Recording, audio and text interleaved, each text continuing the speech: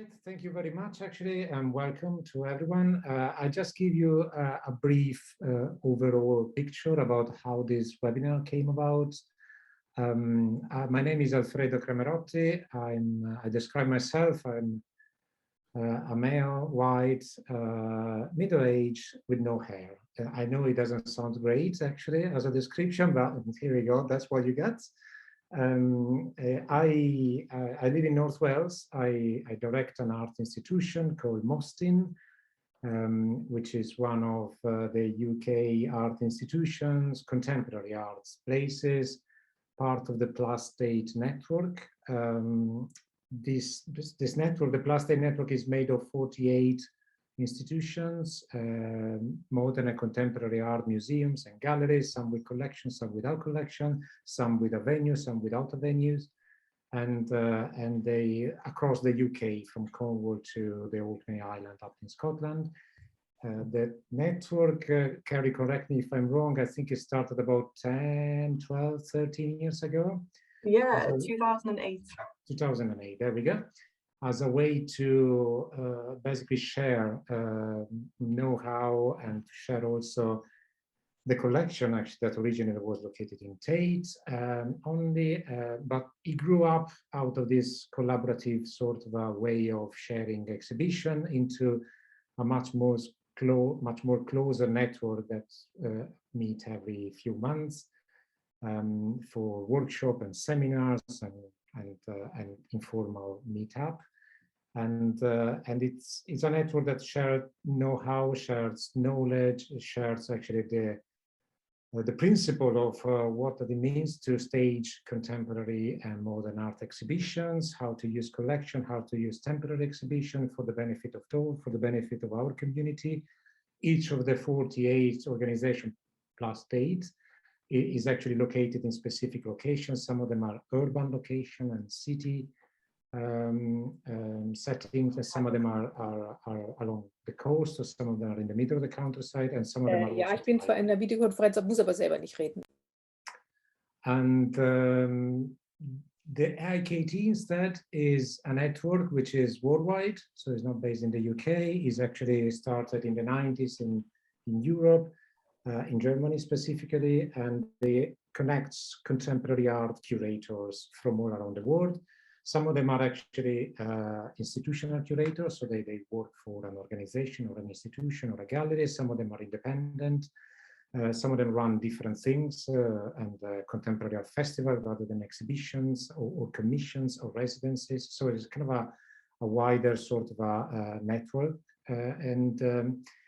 I'm part of both networks, was the +8 as the director of Mostyn and as part of the IKT since a number of years. And because on both networks we were actually talking about organizing gathering to share knowledge basically, and to possibly provide some solution or at least some answers to some of the queries, or having just kind of an exchange about different sort of trends and different types of problems and solutions, and we were doing in a parallel somehow, and so I approached actually the IKT and the +8 said, guys, why don't we actually pool together our resources in terms of addressing these issues and having these exchanges, but on a more global scale. So we pool together basically support and funding and knowledge and speakers contact, and here we go. We have actually the first of our 2 webinars. The second one, it will be in early next 2022. This is about actually sustainable design and regenerative architecture, specifically applied to cultural spaces, which is what is all interest for us actually, because somehow we are working within a cultural space or for a cultural space, or in provision of a cultural space in the future. So that's my overall catching up sort of introduction. I pass the word actually to Carrie now. Thank you, Carrie. Thank you, Alfredo. That was great. You've just given a really good overview of +8 there, so you've saved me a job. Thank you very much. I'm just going to be doing a bit of housekeeping for us, so I have popped that into the chat as well, but just to reiterate it, if you wouldn't mind, please could you all ensure that your Zoom names have your own name and also your organisation or your job title. This will just be really useful for us when we're doing breakout spaces so that you can all see where each other are hailing us from, and yeah, it'd just be really helpful if you could do that for us. If you haven't done that before, if you're on gallery view, you just hover over your own face and then you'll see 3 dots in the top right hand corner of your little box. If you click that and then click rename, you're also welcome to include your pronouns in there too. The session is recorded, but it will only be shared internally to the Plus Tape network. Obviously, if you prefer not to be viewed on the recording, you can just use the chat function to ask any questions or give us any comments. The presentations will be shared on the IKT platforms, but only the presentations, not the general conversation. So closed captioning, if you would like to make use of that, is available via Otter, which is in the top left corner of your screen. You don't need to sign up to view the live transcript, but it does pop up with a box when you click onto it, so just click the X. And finally, if you could please stay muted until the Q&A, which will be at 10:50 AM EST and 10 to 4 if you're in the UK. More than welcome to shout out any questions that you've got at that point, so just use the raise hand function or just give me a wave or drop me a message in the chat, however you prefer, to let me know that you've got a question you want to say out loud, or you're also welcome just to use the chat function and it'll just come through to us as the speakers and the hosts. So that's everything from me, I think. So thank you again, Alfredo. I'm really, really grateful to you, particularly today, for connecting us with IKT and with Umbretta and all of our guest speakers, because they've been absolutely brilliant to work with. I'm really looking forward to you seeing everyone's presentations, because they're just fantastic. So I'm going to hand over to Umbretta and she's going to give us an overview of the session and then we can get started. So thank you very much. Fantastic. Thank you, Carrie, so much. And thank you, Alfredo, for that kind introduction. Just a quick correction. IKT actually started in the late 70s. Hard to believe we've been around for so long. But I am part of IKT. I've been on the IKT board since 2014. And I actually see we have the IKT president with us, Julia Draganovic, and some of our board colleagues. So warm welcome to them. And warm welcome to all of you. A huge thank you to our speakers for joining us from close and afar, and to all of the audience for joining this important conversation today. As Carrie mentioned, my name is Umbretta Agro. I live on Miami Beach, and I run a platform called Art Cell that brings together artists with scientists, marine experts to investigate how climate change impacts the waterways surrounding South Florida. So sustainability, resiliency, regeneration are issues that are very dear to me and to my heart. So I was thrilled to be working with Mostin and Plus Tape to put together this incredible panel. I'd like to start today by doing a land acknowledgement. And I, as I mentioned, live on Miami Beach. I stand on the traditional homeland of the Tequesta, the Calusa, the Taino, and today the Miccosukee and Seminole tribes. I also honor, respect, and uplift the generations of African diasporic and migrant people that have built Miami and make it the community that it is today. I pay my respect to their elders, past, present, and future. I am a white Caucasian. I middle-aged also. Oof, it's weird to say that. I have brown hair with blonde highlights and green eyes. And again, welcome to everyone to this Sustainable Design and Regenerative Architecture in Cultural Spaces panel. I'm gonna create a short text and sort of introduction so that we can put in context the conversation that we're going to listen to today. And I'm gonna start by reading a beautiful quote by Mahatma Gandhi that I feel really encompasses the discussions and the topics that we'll be touching upon today. This is how it goes. The earth provides enough to satisfy every man's need, but not enough for every man's greed. While museums are among the public buildings responsible for the greatest waste of energy, environmental sustainability and attention to the use of green practices have led to the creation of many eco-friendly museums. Whether it is bioarchitecture or adherence to small and yet critical retrofitting practices, such as shifting to LED lights, installing photovoltaic panels, better insulation, and rainwater harvesting, eco-sustainable museums allow us to integrate culture with sustainability. Eco-sustainability becomes part of the mission and the vision of the museum itself.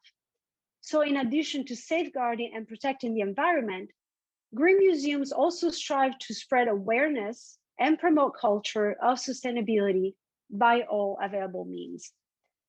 Argentinian architect Emilio Ambas, a pioneer of the green movement, takes a wider approach to sustainable design, as it points out that the goal should be to reduce and, if and when possible, to compensate for our intrusion in the vegetable kingdom. We're here today to discuss how we can move beyond sustainable practices and behaviors by exploring the concept of regeneration with the architectural and design fields. Doing less harm is no longer enough, in fact. The future of sustainability is regeneration, replenishing and restoring what we have lost, and building communities and economies that thrive while allowing the planet to thrive too.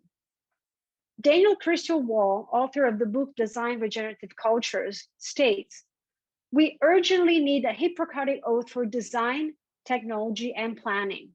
Do no harm. To make this ethical imperative operational, we need a salutogenic, health-generating intention behind all design, technology, and planning. We need to design for human, for ecosystems, and for planetary health." With the help of our esteemed speakers today, we will travel from the macro to the micro of regenerative thinking. Curator and philosopher Delia Hannah, through her current project, Rewilding the Museum, encourages us to expand the curatorial mandate beyond the walls of museums and consider the earth as a total exhibition. Architect Dim Maltz, managing partner at Shigeru Ban Architects Americas, takes us from theory to practice by looking at how the studio incorporates sustainability in their architectural practices. Chaya Banti, founder of Vertiver, explains how her consulting agency applies visual thinking to the complex issues of climate change and sustainable development, while artist and designer Andrea Ling discusses how biologically inspired design processes can move society away from exploitative systems of productions to regenerative ones. Architect Gustav Düsing exemplifies sustainable responsive design in action with the responsive care center he and Karsu Chan conceptualized during the pandemic. And last but not least, architect and sustainable design advocate Jaya Kader will conclude our journey by sharing her Regen Lab projects in Africa, Costa Rica, and Vietnam, highlighting the power of design to help manifest sustainable practices that address environmental, social, humanistic, and economic concerns. I'm not going to read the extensive bios of our amazing speakers. It will take way too long, but Carrie is going to put in the chat a link where you'll be able to download a PDF with all information about them and links for you to explore. As Carrie mentioned, we will now move into the individual presentation section of this panel. Each panelist will speak for about 15 minutes. There will be no breaks in between. After this first hour and a half, we will move right into Q&A. So we encourage everyone to put your questions in the chat. However, you will be unmuted at the end, so you'll be able to ask your question live. We will then have a short break and move into the breakout rooms, which will be followed by the conclusion and takeaways. And now let's get this panel going. And again, thank you all for joining us today. And Delia, please, the floor is yours. Thank you.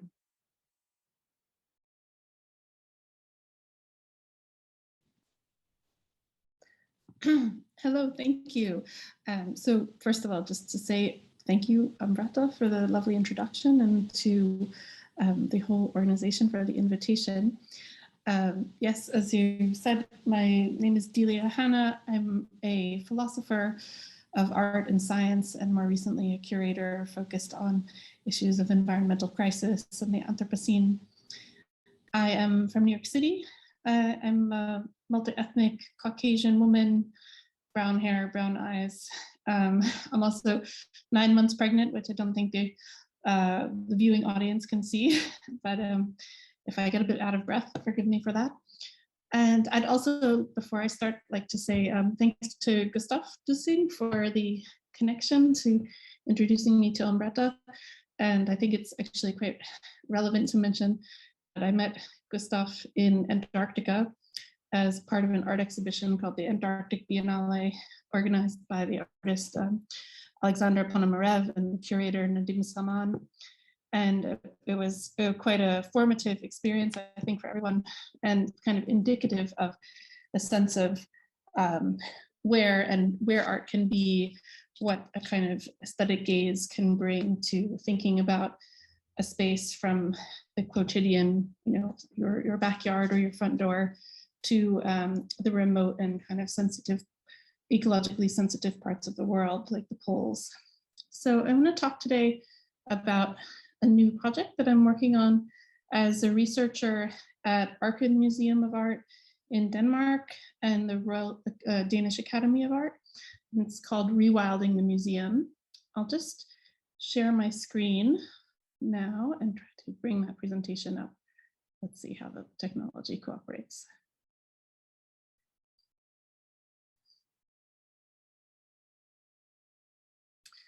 Okay, can everyone see? I'll assume the technology is cooperating. Yes. You can let us know if it's not. Yes, so Rewilding the Museum is a 3-year research and curatorial project that will involve publications, conferences, and a series of exhibitions, both within the museum, we hope, funding pending, and also beyond its walls, sometimes in contexts that are not usually spaces of art. It will also include an exhibition catalog, which will include sites of intervention, which I'll be suggesting further in this presentation, that could never fall within the scope of an exhibition.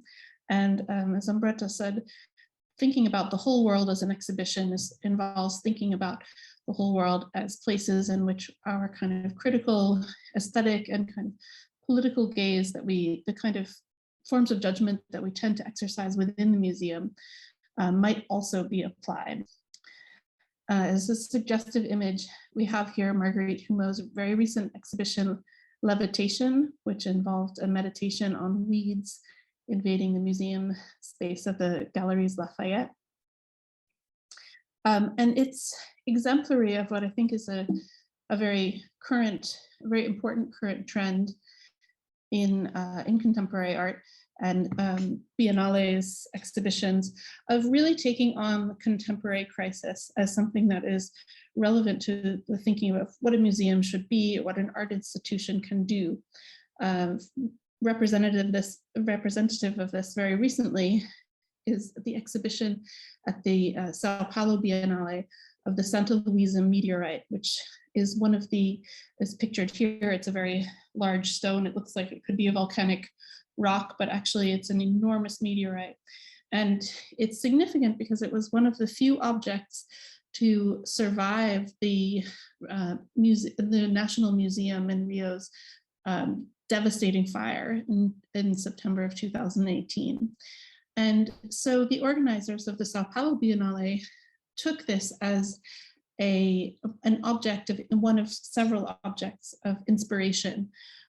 It's not an artwork, and it's not even presented as for example, a found artwork, but rather it's presented as exemplary of a contemporary moment in which art and its institutions might take on the entangled ecological and political crises of the moment. So in this project, which is based at Arken, which is pictured on the left, I am trying to think through what it means to take on ecological crisis, specifically within the architectural and institutional context of a museum. Arken is quite a special institution at which to house this project, because it is well, you can see a little piece of its architecture on the left here.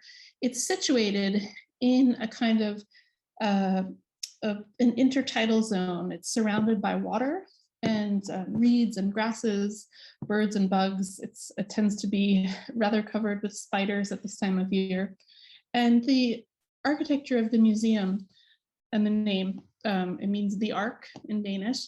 And it was the result of an architectural competition in the 1990s. And it's quite a radical piece of work. It is meant to be situated directly on a beach, as though it was a ship that was either beached on the sand, or perhaps from further away looks as if it's sitting out in the water.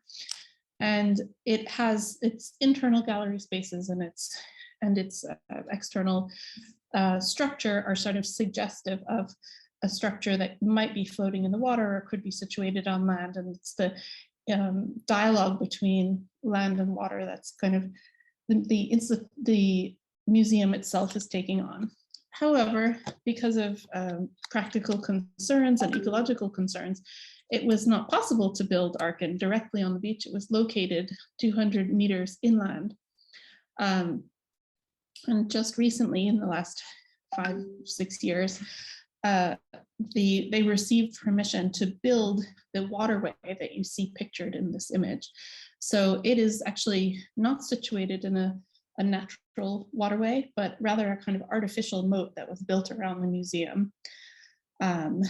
But nonetheless, now it takes on an increasingly kind of naturalistic appearance, as well as attention from the environmental regulators of Denmark, who've expressed some concern about disturbing the ecology that has taken place in this context with too much in the way of art installations, which tend to be located in the water. So there are a number of outdoor works. One of them is pictured here by Tua Greenfort, Limulus polyphemus, a living fossil, which are a series of sculptures of horseshoe crabs that are emerging from the water. Perhaps what's striking about this in the context of Denmark, less for me coming from North America, is that this would be a species that would not normally be present. It looks quite alien, perhaps even like a fiction in this context. And it's just one example of a number of works that have interested me, both in past curatorial projects and in this project going forward. Works that invite us to really be attentive to how we encounter both natural or wild environments or outdoor environments, and to the way that art institutions frame and kind of constrain or shift our encounters with those kinds of environments. So this is an image of an artwork by Fabian Knischt, a German artist, one of the group of students who participated in Olafur Eliasson's Institute for Spatial Experiments earlier in going back to 2014. And I would love to leave it for the audience. I would love to always ask the audience what they see here. But what I'll just begin by describing is a very luscious and kind of rough and wild looking little patch of forest, and through the middle runs a stream. And it is situated inside a stark white cube gallery with fluorescent lights on the ceiling and very clean white walls. And it's quite ambiguous looking at this image, whether we're looking at a doctored photograph or an installation inside of a museum, or whether there's something else going on. There's something a little bit uncanny about the image. You see the reflection of the fluorescent lights in the water. So although there's a real invitation to look at the trees and stumps of wood and the water, there's also something very artificial about this environment. And looking at it, you become acutely aware that we are looking at something like nature in a box. A big box, a little box, a terrarium remains to be determined. Another image helps to clarify this a little bit. We see the same situation, this time looking a little bit more trampled and trodden, and there are several people inside of the space now. So we know that it is large enough to accommodate medium-sized human visitors, and they're sort of looking out over this very small landscape, somewhat in the pose of Caspar David Friedrich's famous Wanderer Above the Sea of Fog. They're kind of gazing out over nature. We see them from behind and are invited in a way both to look at them and to imagine what it is they're looking at. But the act of gazing at the landscape is foregrounded. And now I'll clarify that that is an installation view from a moment in the construction of this image, which becomes more and more clear as we start to learn about its origins and its motivations. So there's already quite a prominent resonance of this image with Olafur Eliasson's previous work, Riverbed, which was exhibited at the Louisiana Museum of Modern Art in Denmark in 2014. An exhibition that I also saw and was quite compelled by. And yet we still don't know from looking at Fabian's image whether we're looking at something similar. Olafur created a very minimalistic representation of a stream bed or a riverbed inside the museum, and involved pumps and water and quite a large quantity of sand and rocks. And what was interesting about the installation was that in a certain way, although the context was so completely artificial and there was no real effort to hide that. We see low dropped ceilings, bright white walls and lights. Sorry, Delia, you're at 12 minutes, just FYI. Okay, perfect, thanks. We nonetheless see people encountering this environment somewhat as if it were a natural environment. And so again, questioning what a museum context does or doesn't do to alter our perception of nature or however we understand nature today. This is a question that Olafur Eliasson has taken up as well recently at the Foundation Weiler in 2021. But finally, let's return to Fabian Knischt's installation.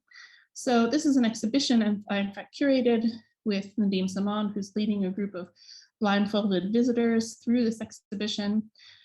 And what they don't know when they enter the exhibition, or perhaps they do, but in a way they have an experience of surprise, is that this is not an artificial environment constructed inside of a museum, but rather a gallery space that has been built in the real world in a patch of forest near a lake in Bukow, Germany. And what I found compelling in each of my encounters with this work, which has also been built in scenes such as this, an ice flow in Vladivostok in Russia, is the meditation on the power of the gallery space for really altering our perception and kind of focusing our attention to a natural environment. In fact, what happened in the context of the exhibition in the forest is that over the course of the 3-week installation, the environment inside was almost totally destroyed, and we were confronted with the impact of our own footsteps, as well as the relationship between the gallery space and the ecological processes unfolding both within and without. The walls grew with mold and vines, there were bugs, and there were the imprints of human activity. And so in a way, it became an ecosystem that was very representative of our immersion in the outside world. So what Rewilding the Museum asks is how much museum or the art institutional space can allow those discourses in, and also consider to kind of unfold its own walls so as to be receptive not only into the kind of themes and questions of the Anthropocene and an ecological crisis, but also to exporting the critical perspectives of the museum to other spaces. So I know I have very little time, but I'd like to just click through a couple of other examples of what it means to think about eroding that boundary between the inside and the outside, between art criticism and a kind of critical perspective on the world at large, from infrastructure to engineering projects. Suggestive of this dialectic. So sorry, Delia, one Sure. minute left and then I have to cut you out. Apologies. No problem. No problem. So I'll just take our attention back art historically for one moment to a retrospective of Hans Haacke that I encountered in 2009 in New York City, which was striking for many reasons, but most of all, perhaps because in January, the windows of the gallery were left open, and the weather itself, the exhibition, which was called Weather or Not, was shot through by the most icy cold winds that New York had experienced in a long time. Ones that had invited people to think that perhaps climate change wasn't a problem after all. And at the same time, if we look at the conditions under which Venice prepares to receive guests from the international art world, we're confronted with works of infrastructure designed to protect the city as both an exhibition context and a living context for its inhabitants. Here pictured is a new set of seawalls designed to prevent flooding. And so I would invite our participants to think about the conceptual as well as the physical boundaries of the museum or the gallery as a kind of a line in how we encounter environmental crises of the 21st century. Thank you. Great. Thank you so much, Delia. And again, apologies. I hate to having to interrupt your presentations. So apologies. I know I'll have to do it throughout the panel. And so thank you for that beautiful introduction and really thinking about this dichotomy of nature inside and outside a museum and bringing nature in and while looking at the environment as a place for exhibition. I would like now to introduce Dean Maltz. Dean, the floor is yours, and I'm excited about you be really taking us from sort of the theoretical space down to the practice by talking about some of your projects with Shigeru Ban architects. So Dean, please, the floor is yours. Thank you. Okay, thank you, Umbretta. Thank you for inviting me to this conference. I'm here in New York. A Caucasian, brown hair, middle-aged, and I am the managing partner of Shigeru Ban Architects in New York City. Shigeru Ban Architects is an internationally world-renowned architectural firm practicing since 1985. We have 3 offices worldwide, one in Tokyo, Paris, and in New York, which is the office that I manage, responsible for all projects in North and South America. We've completed over 150 projects on 6 continents. Shigeru Ban has been awarded the Pritzker Prize in 2014 and the Mother Teresa Memorial Award for Social Justice in 2017. And I am honored to not only be Shigeru's partner, but I've been a friend and a co-student since 1980, both graduates of Cooper Union. These are just examples of some of our projects. We're a multidisciplinary design firm.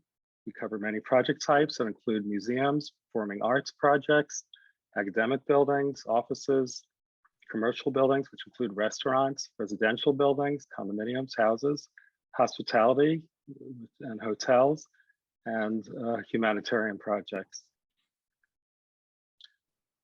These are just some of the museums we've designed around the world. We specialize as museum and exhibition gallery designers.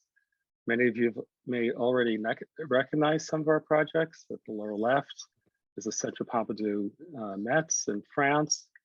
And at the upper right is the Aspen Art Museum, which I will be talking about in more detail later. Pictured here, the small fishing village of Corinda that was completely destroyed by the tsunami that hit Sri Lanka in 2004. Increased carbon in the atmosphere is raising the planet's temperature. We have already seen the Earth's temperature increase by 1.5 degrees. If we do not reduce our reliance on fossil fuels, switch to renewables, find ways to reduce energy consumption and sequester carbon already in our atmosphere, we will continue to suffer from severe weather events such as tsunamis, floods, and droughts. To address this global crisis, we need to reduce, reuse, and recycle.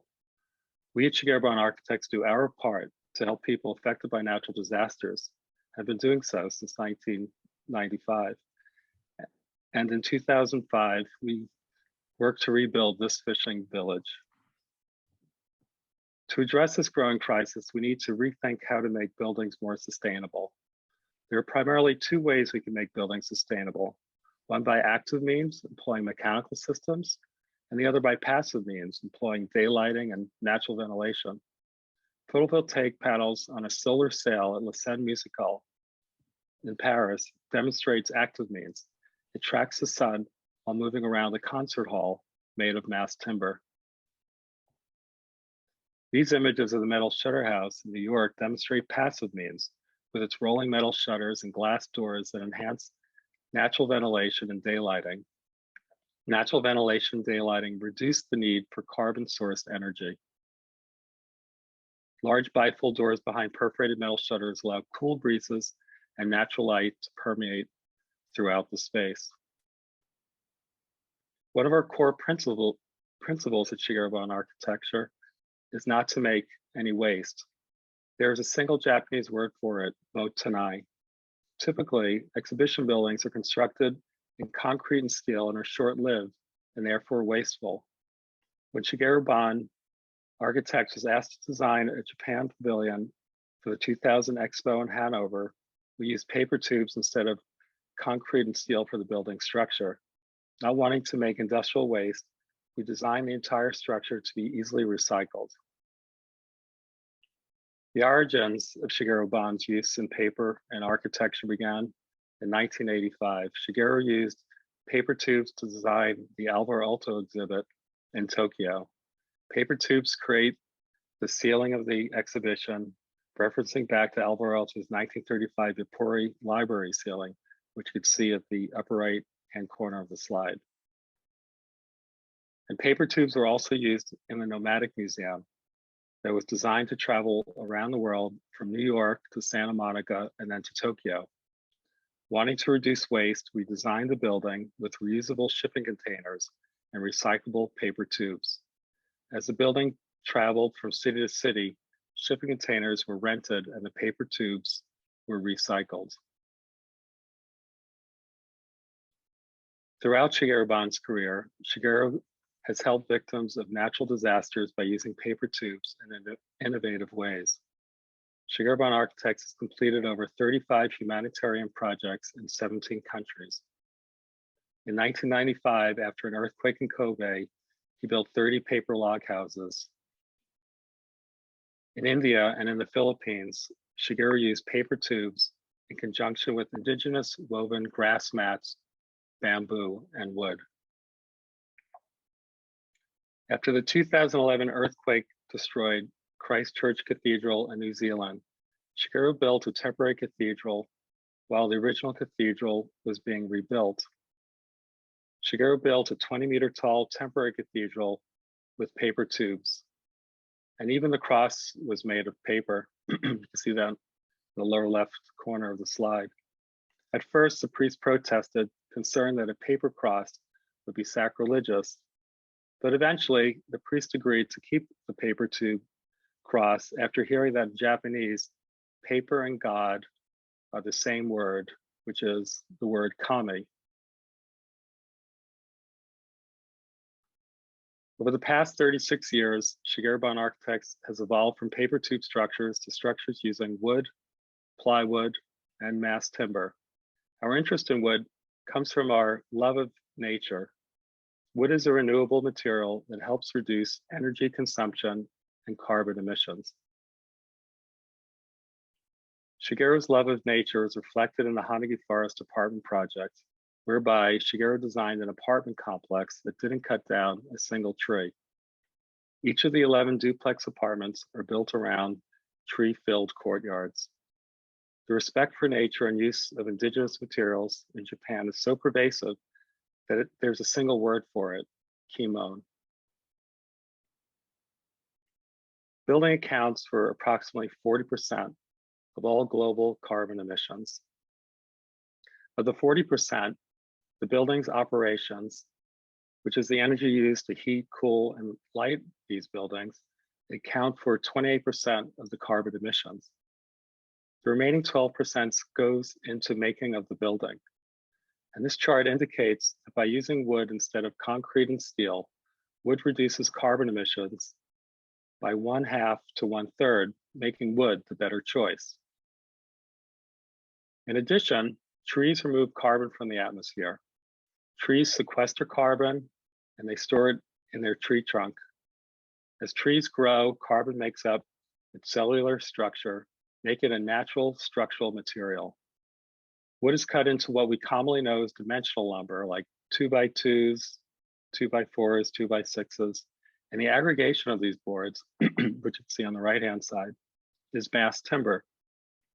Mass timber comes in many forms, including glulams, which is at the top, CLTs, otherwise known as cross-laminated timber, and NLTs, nail-laminated timber, where dimensional lumber is put together with actual nails. These elements form the beams and the columns and the panels of our mass timber buildings. And due to code restrictions, wood has been used primarily in residential and commercial buildings under 6 stories. The International Building Code, recently enacted, enables architects to design buildings up to 18 stories in height, all out of wood. But technologically, mass timber enables buildings to go much taller. Terrace House in Vancouver, with a special approval, enabled us to build 19 stories, making it the world's tallest wood hybrid building under construction. An 8-story mass timber triangle sits atop a concrete podium.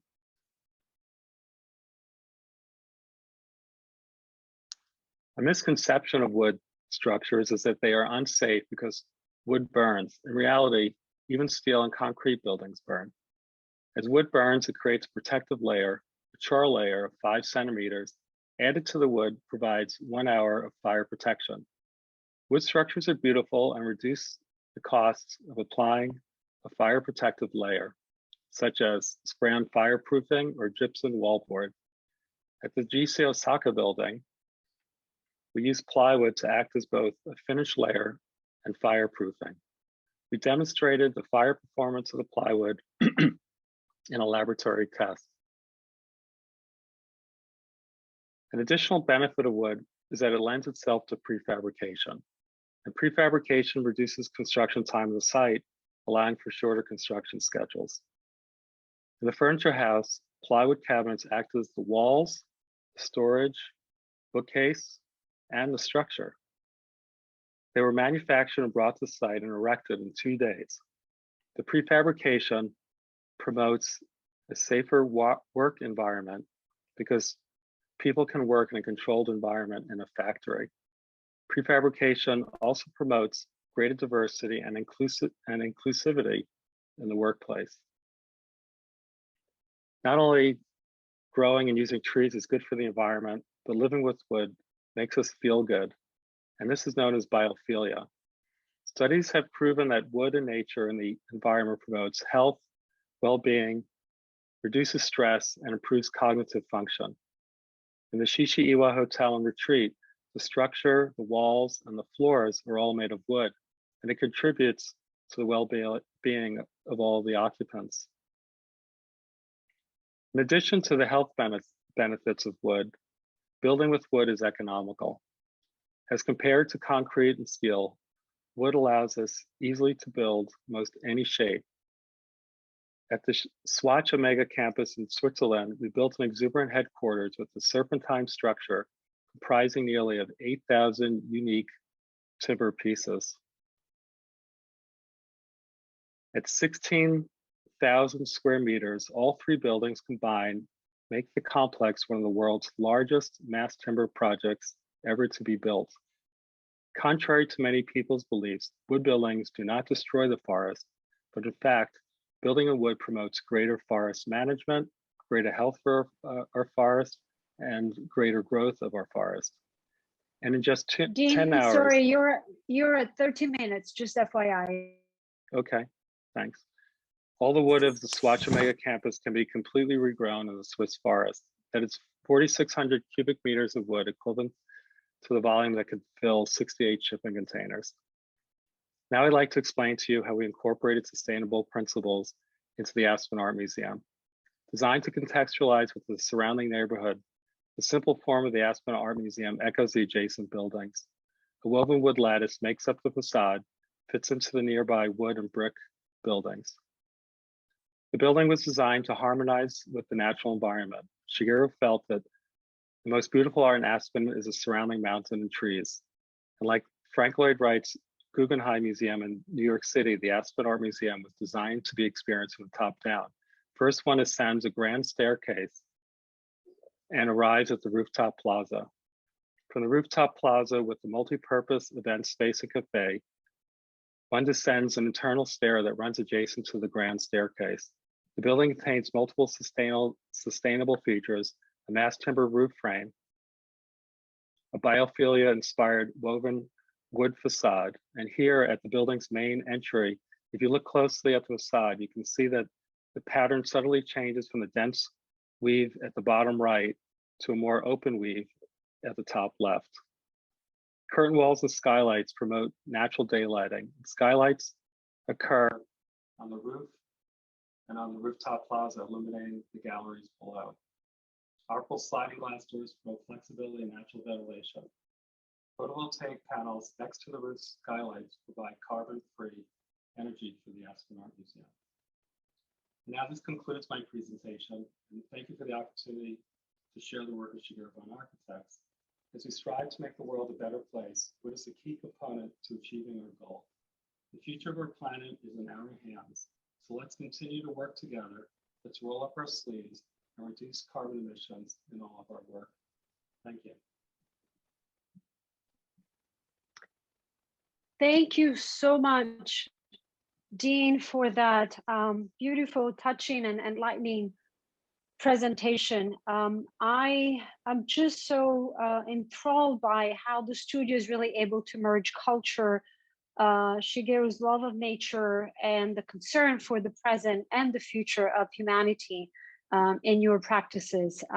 Really unbelievable work, and thank you so much for sharing that with us. Thank you. And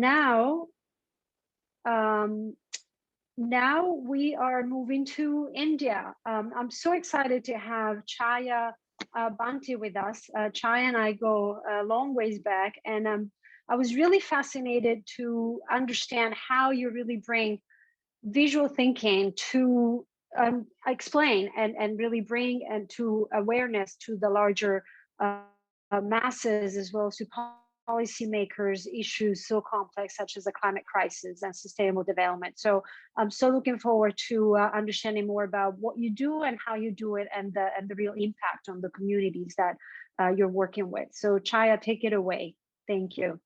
Thank you so much, Amrita. And Dean, I'm a huge fan of Shigeru Architects, so wonderful to see the images. Thank you so much. Just as a quick description of myself, I'm joining you today from India in New Delhi, and I'm a South Asian middle-aged woman with salt and pepper hair and dark eyes.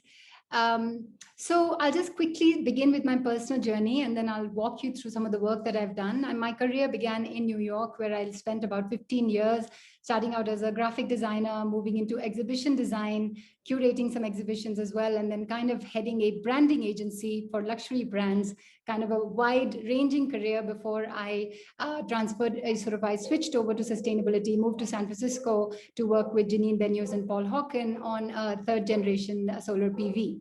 So my entire life, I've sort of asked myself the question, at least in my adult life, how I can possibly, where can I matter? What can I do for the environmental space? Where can I be of most help to the environment?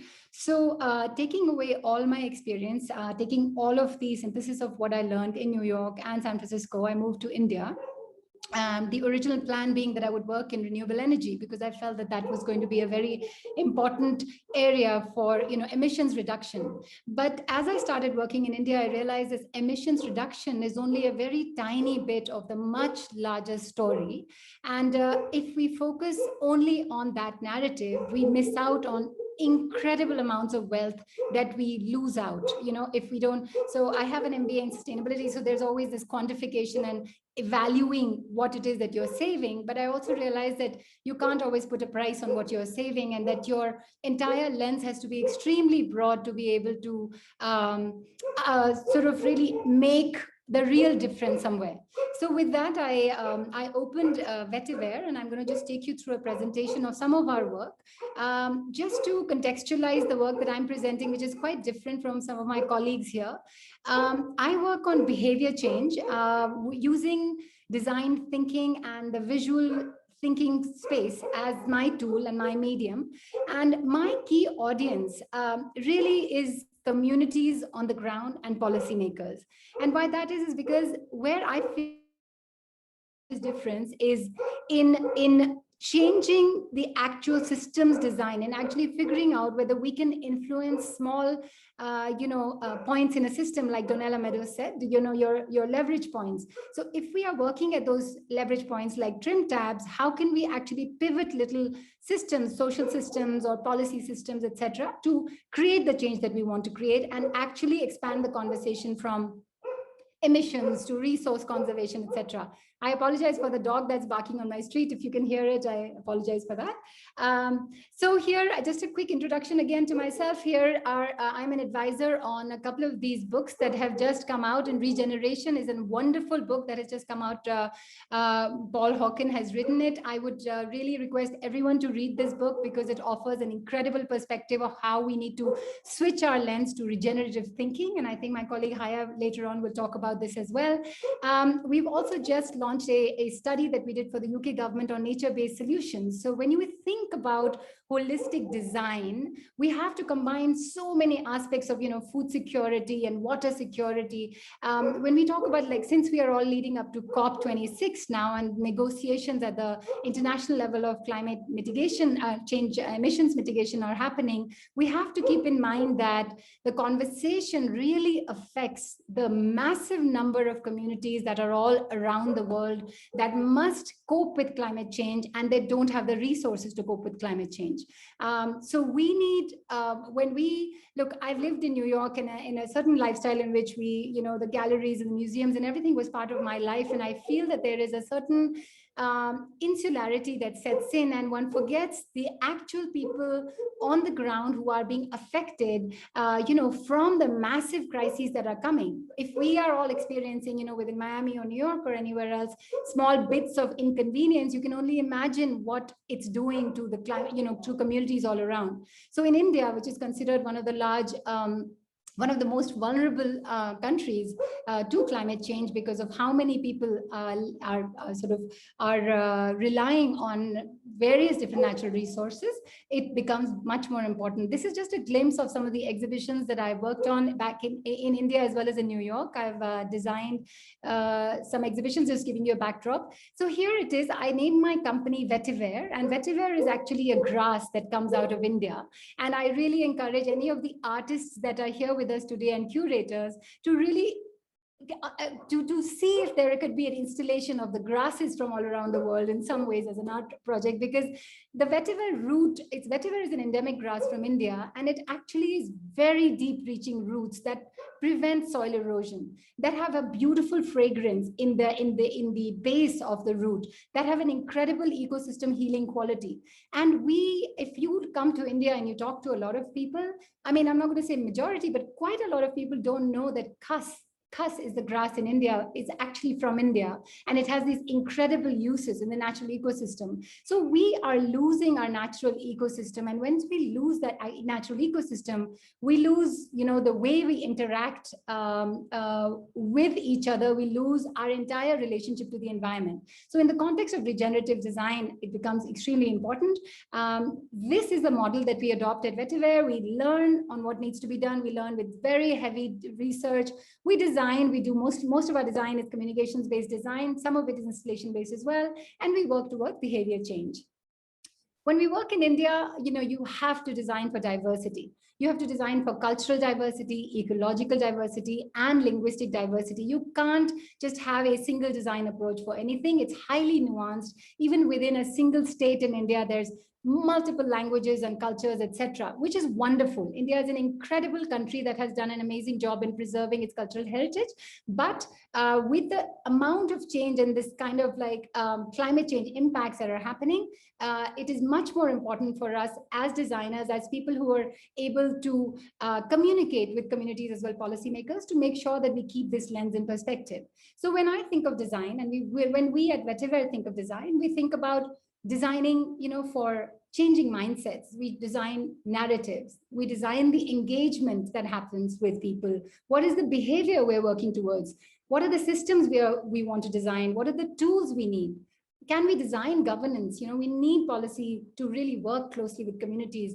Can we design lifestyles and landscapes? So it's wonderful. Dalia gave wonderful examples of, Olafur Eliasson's work, and various artists are working on reconnecting us with landscapes. But each of these requires an incredible amount of collective work together. And I think artists and designers and architects and various other kind of visual thinkers need to work together in extremely holistic ways, given the urgency of what's happening. I myself, in the past 2 years, in our own house, we've grown 2 different kinds of crops, one millets and the other maize. And 2 years in a row, we ourselves have lost our crop completely to extreme rain.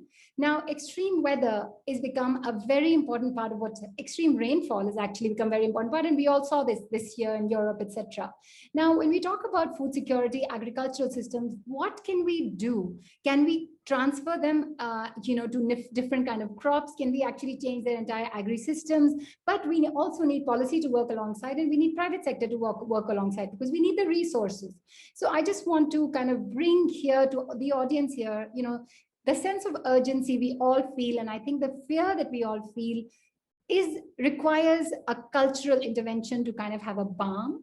But that balm itself shouldn't stop us right there. And I feel that that should only just give us enough sort of fuel to go forward and do the really messy, deeper work that we really need to do, which is the uncomfortable work that most people would not feel comfortable doing. So here are some of the challenges that we tackle. So this is waste. This is a drone shot that we took in one of our communities that we work with. As you can see, the canals are absolutely, filled with waste, and these canals flow into the Yamuna River.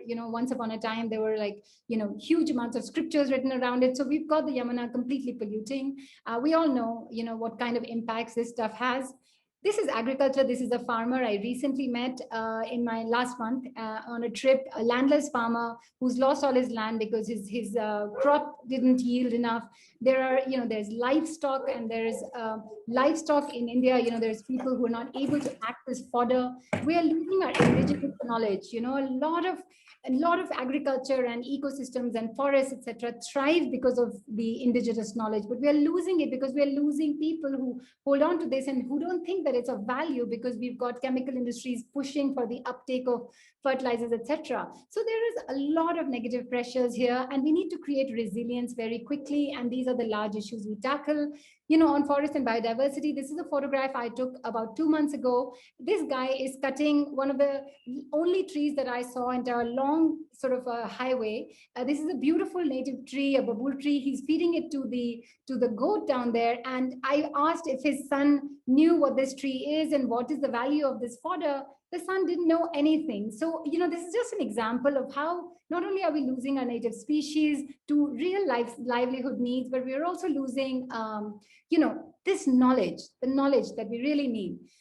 So, this is when we started working in forestry a few years ago, we started working with the ministry, and this was, a little data visualization we did to say, look, yeah, in the center is an image that we created for a state forest department, is a different one to really reflect the relationship that people have. Culture and ecology are extremely intertwined everywhere in the world, but more so in indigenous cultures such as India, they cannot live without each other. So when we think about culture, we absolutely have to put ecology as a center point. That's my belief, because in India itself, 1 in 4 people depend on forests, and just by enhancing forests, you could do so many things to enhance their livelihoods. And within this forestry landscape, how we do is we work with communities. This is a meeting I held with some community members a few months ago in a sacred grove. So sacred groves are spaces that people save because they have a small deity established there, and now everyone is off limits, so you can't really cut the forest there.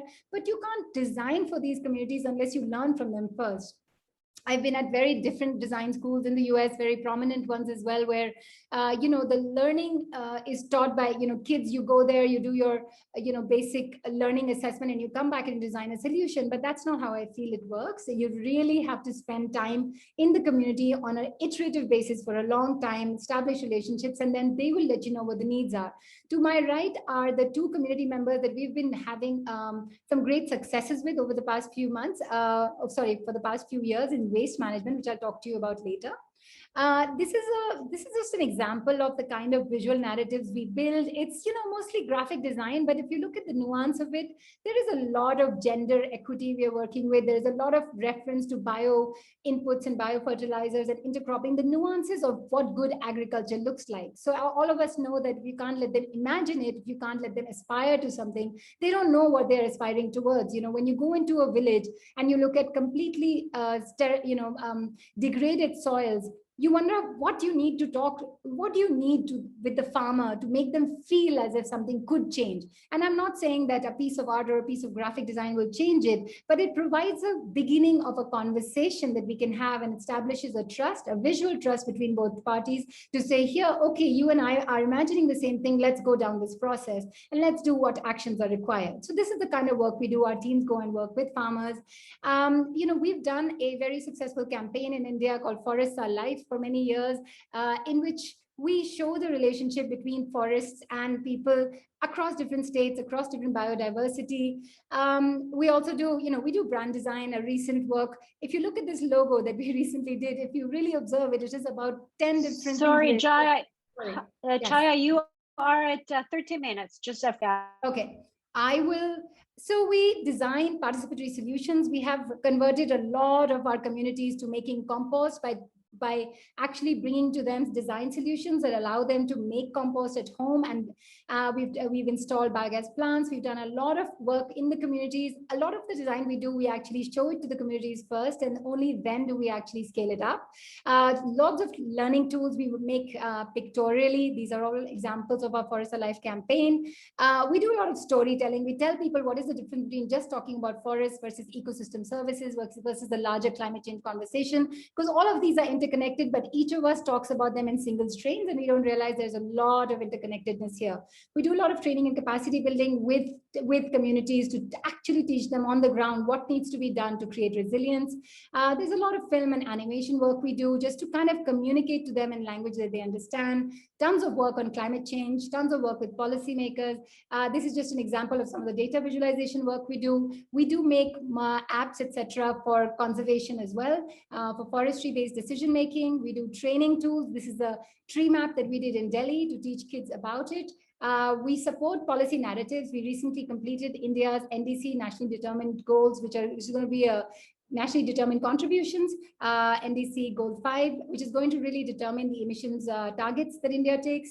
So I just want to show you, this is the breadth of work that we do, and each of these references the holistic nature of our work. This is a survey we conducted on millets across India with farmers, and then we launched it through various aspects of design and engagement with high-level policymakers.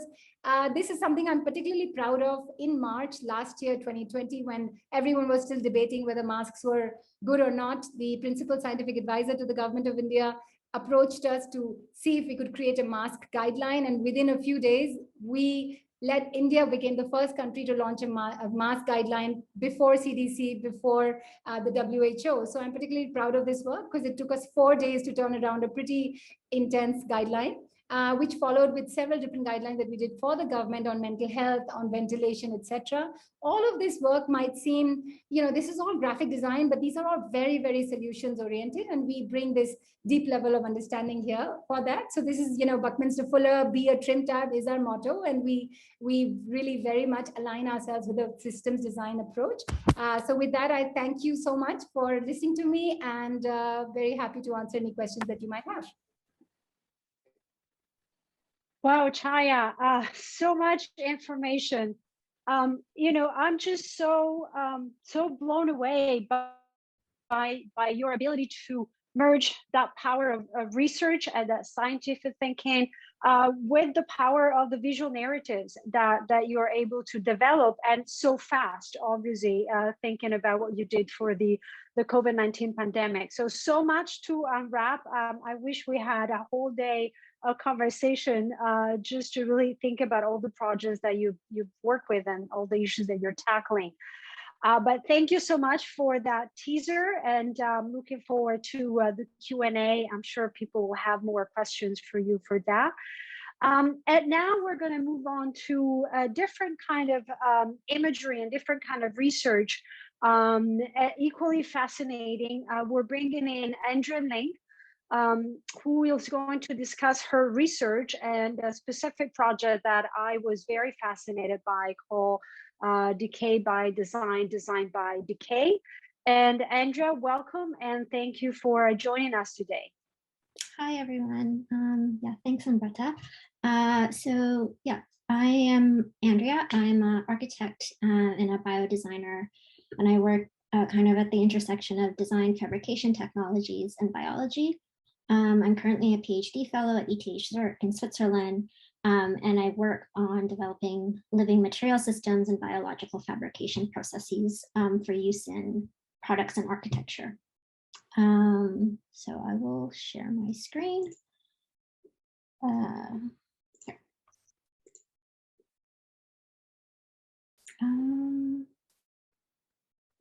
Okay, so yeah, like I said, I am an architect and installation artist and researcher. And so these are some of the projects I've been involved in. Some of them I did for myself, some I did as a project lead at Philip Beasley's art practice, and some as a research assistant in the mediated matter group when I was a student at MIT.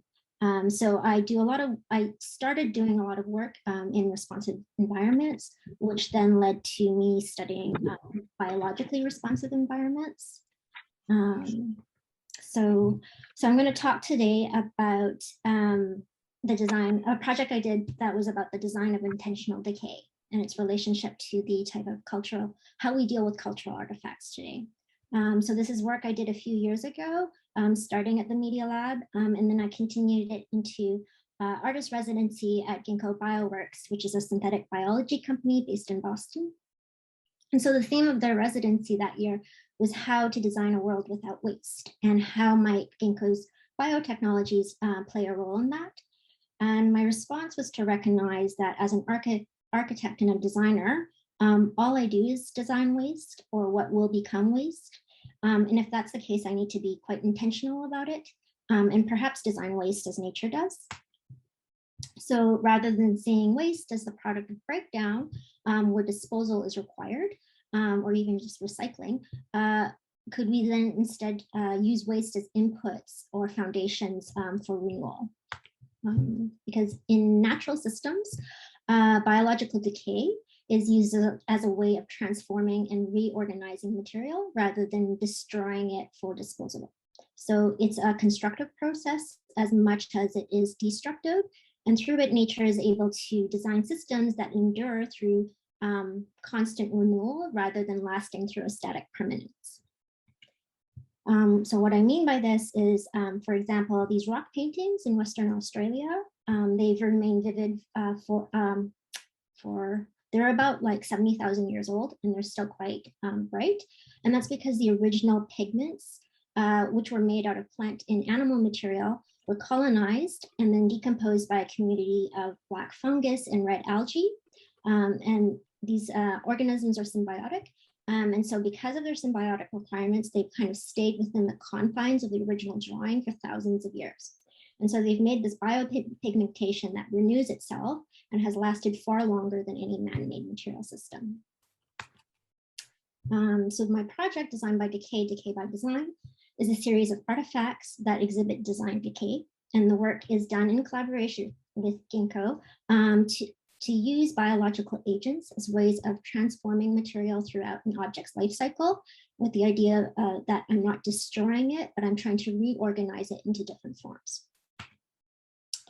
So with the scientists, I was asking questions about species selection, concentration, the type of precision and the type of timelines and scale that's currently possible with both with and without ginkgo's biotechnologies.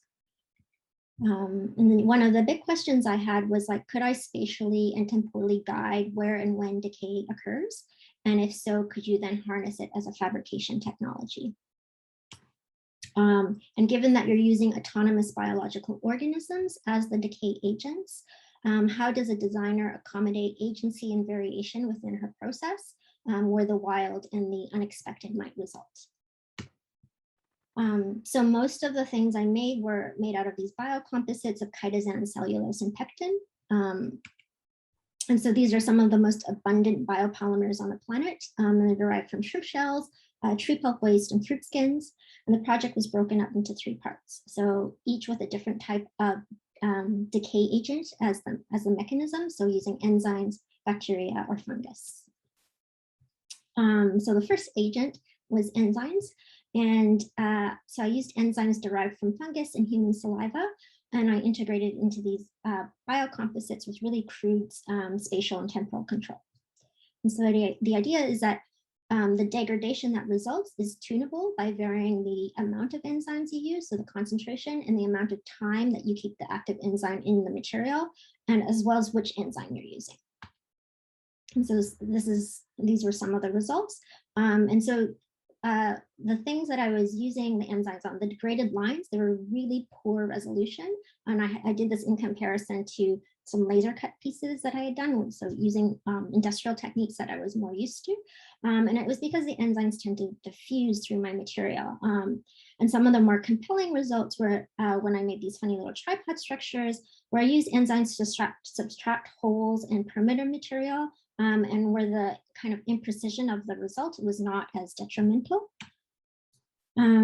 So my second set of tests, I was learning to work with different strains of Streptomyces, which is a common soil bacteria and secondary decomposer, and it produces really vibrant pigments as well as the smell of jasmine, and it can be used in sustainable textile production.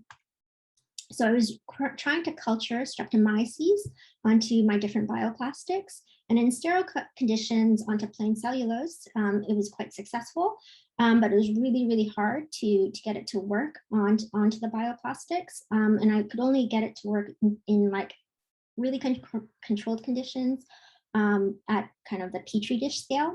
And so you can kind of see my original hope was that I could transform this funny cocoon structure I had made, and that as it decayed, it would change color to a deep indigo with time. And this was the result. So, my initial strip tests incubated over the span of about 30 days resulted in mostly white mold that kind of overwhelmed any of the Streptomyces that I had inoculated. My final set of artifacts I made were using different types of mold to decay objects in patterns. And here I was trying to test if I could guide where Aspergillus niger, which is a black mold, if I could kind of guide where it would grow and see at what point overgrowth occurred and what conditions it would I need to kind of encourage it to stay in the original pattern. And I also tried co-culturing the Aspergillus with Trichoderma variety, which is a green mold, onto these large wooden blocks that had been computationally designed to kind of triple the surface area for colonization. And so the growth pattern was really interesting because even though I had plated the Aspergillus and the Trichoderma in different areas of the wood blocks and different valleys, the growth kind of showed them moving and mixing together and kind of happily coexisting. And then I had some other samples that just showed heavy contamination from other species. And so that was the project. So kind of bringing this back to the theme of this panel, I think, which is, sustainable design and regenerative architecture in cultural spaces. I wanted to kind of touch upon one of the first centers of culture that we built, which is the city and kind of the legacy of it. And so I have this image of Gilgamesh, who's the king of Uruk, and one of the first cities that was founded in about 4000 BC in what's modern Iraq. And so Gilgamesh and his friend Enkidu, they slay Humbaba, who's the monster that protects the sacred forest. And then Gilgamesh then cuts down all the sacred trees and uses the lumber to make gates for his city walls. And after a few more transgressions, Enkidu is killed as punishment by the gods. And when Enkidu's body starts to rot, Gilgamesh casts the corpse outside of the city walls and makes a statue of Enkidu inside the walls to immortalize his friend.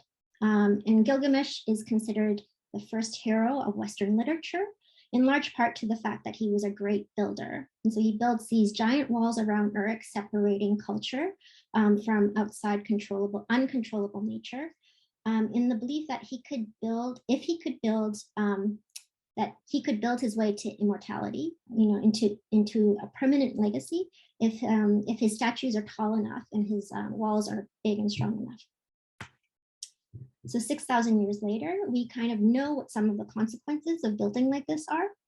When we continue to see culture as separate from nature, and we exclude all these uncomfortable processes of decay and nature's other monsters, we end up accidentally deleting some of the processes of resilience and renewal that are often paired with these monsters.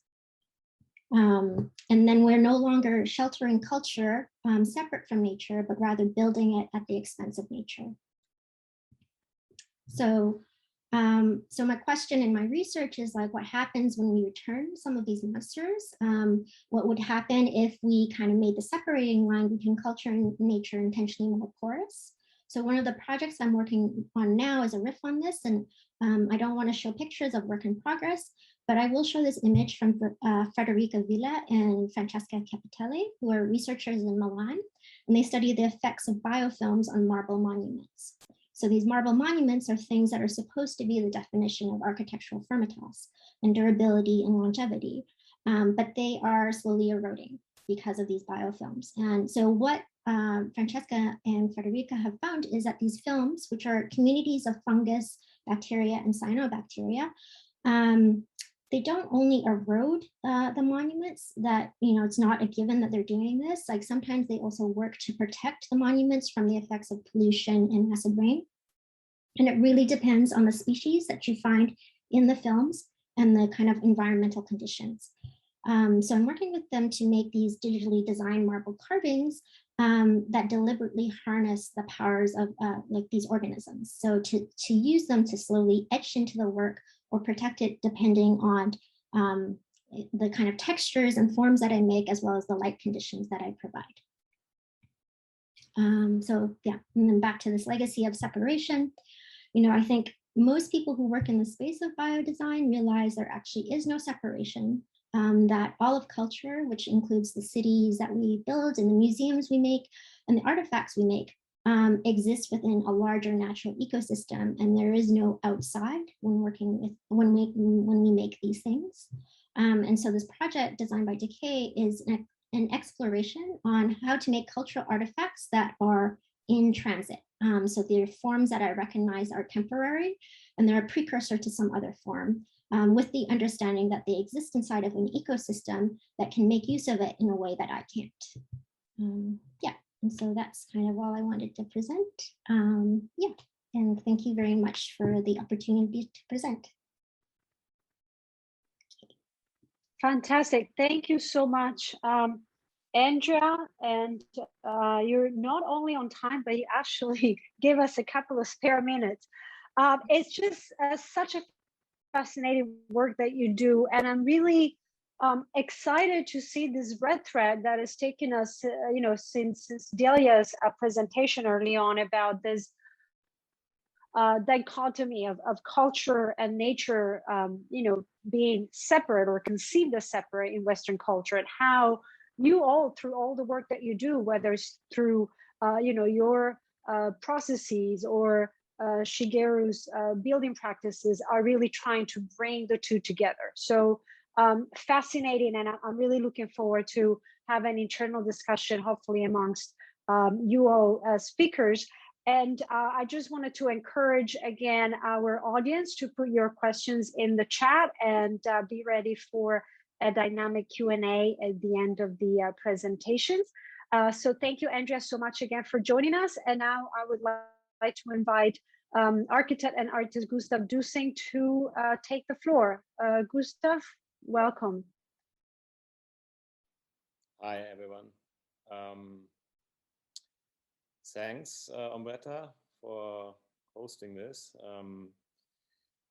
I am an architect, kind of working in architecture, but also in the kind of intersection to art. I am in the end of my 30s, tall and blonde and have blue eyes. And I'm here in Rome right now in the library of the German Academy, where I did a year-long residency, which ended a couple of months ago, and now I'm still here, kind of finishing a project, and I'm gonna show some of my work right now.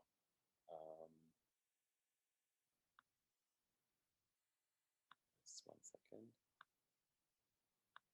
So, all right. So yes, so here's just a kind of a few projects that I'm not gonna talk about today, but just want to introduce them. My work is kind of trying to think about ways of, you know, kind of clearing up the conception of interior and exterior, and trying to make exterior part of our conception of architecture as a kind of approach to sustainability in terms of you know, saving energy, but also saving building materials. My structures are always very lightweight and ephemeral. I do them with recycled materials. It's not only wood, but at least I try to avoid concrete. I do a lot of installation scale things with local materials, and it's a lot about the process of making these things as a kind of cooperative design process. I do it with friends and like people I find in the cities where I do the installations, and it's always a lot of fun.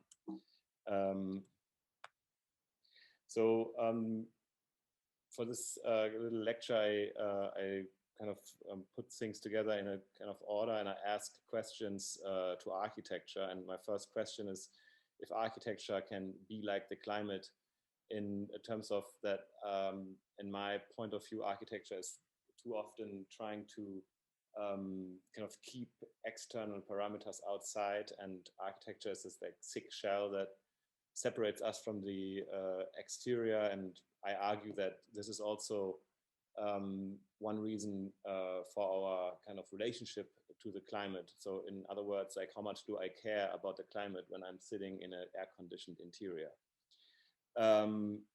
So my first project I'm showing today is something I did for the Antarctic Biennale, the project where I actually met Delia Hannah.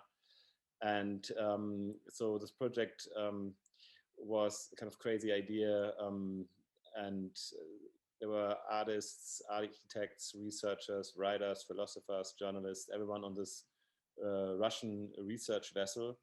And we were kind of, you know, philosophizing about the future of our planet, and we took Antarctica as a kind of example of an maybe, at least is how I saw it, as a kind of world without humans. And so my idea of approaching this continent as an architect was to kind of find out what is the kind of architectural typology of Antarctica. And this is footage from the very famous expedition by Ernest Shackleton, which some of you may know. It's very famous because it actually took 3 years for them to kind of fight their way back to Argentina, and they never reached mainland Antarctica because they got stuck in the pack ice. And after 1 year, the pack ice started crushing the boat, and they had to leave this kind of like solid kind of habitat behind to kind of from then on be nomads on this ice shield and live in tents. And so my idea was to bring a tent to Antarctica, because the Biennale was a kind of nomadic format. So we were like traveling through the Antarctic Peninsula, and we would go on shore and look at things and do art projects. So I was thinking, okay, I can bring an architectural volume, and this is something when we can, you know, inhabit a piece of land for a short given time, and then we take it down, and there's no footprint. And it's also a bit of a romantic idea about, you know, discovering new land. So I started with developing a very kind of basic tent shape, and I used this technique of spraying the tent with water so it freezes and it becomes very solid. So in that sense, you know, it's a very site-specific kind of material system that you know, uses the parameters of climate to actually create something that is in synergy with climate, and only there creates a kind of shelter, which is very fragile, which only exists for a short period of time, and which melts very easily. So here's a video which I want to show right now that I put together.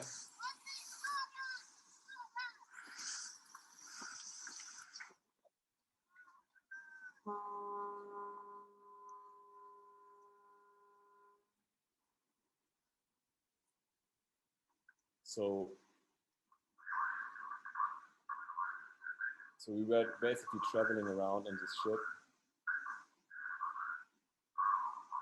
And then when the time was right, we headed to the coast and realized the project.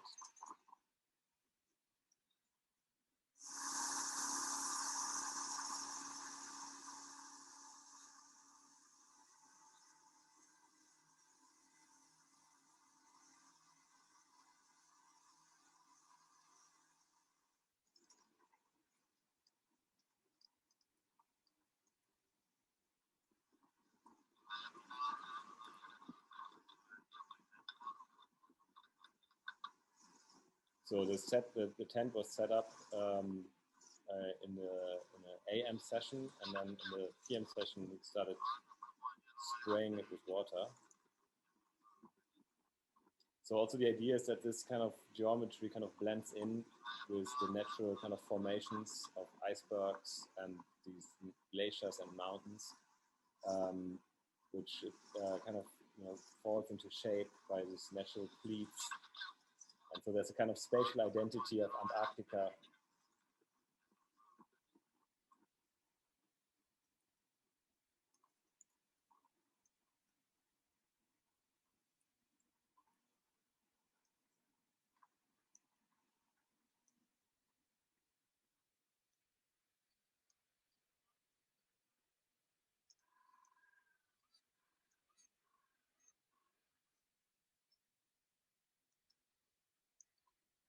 So then you would start spraying the tent with water, where you need just basic, like, normal water, but it takes some time. Then it becomes wet and eventually starts freezing. And then it becomes this kind of like rock solid, like almost like fiberglass, like a kind of shell. And these kind of formations actually help the structure to stand up.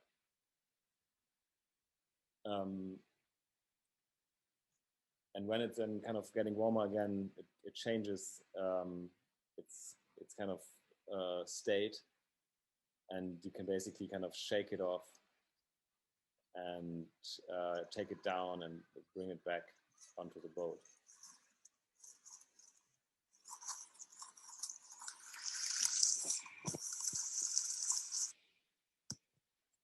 So the next question I posed to myself is whether architecture can be like an atmosphere. Kind of thinking about, you know, operating manual for Spaceship Earth, which someone already talked about.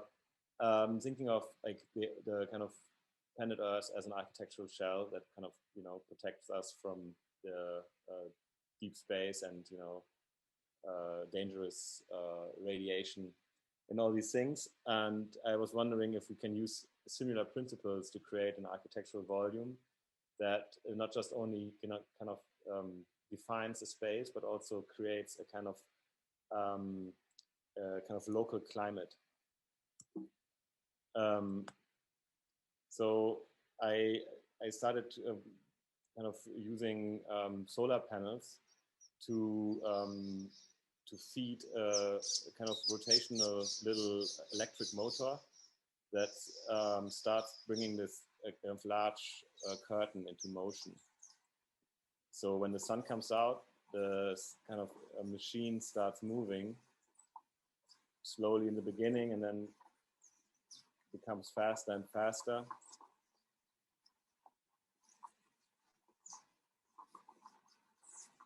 And it starts kind of opening up, and it gets into a kind of gliding mode, which is a laws of a kind of combination of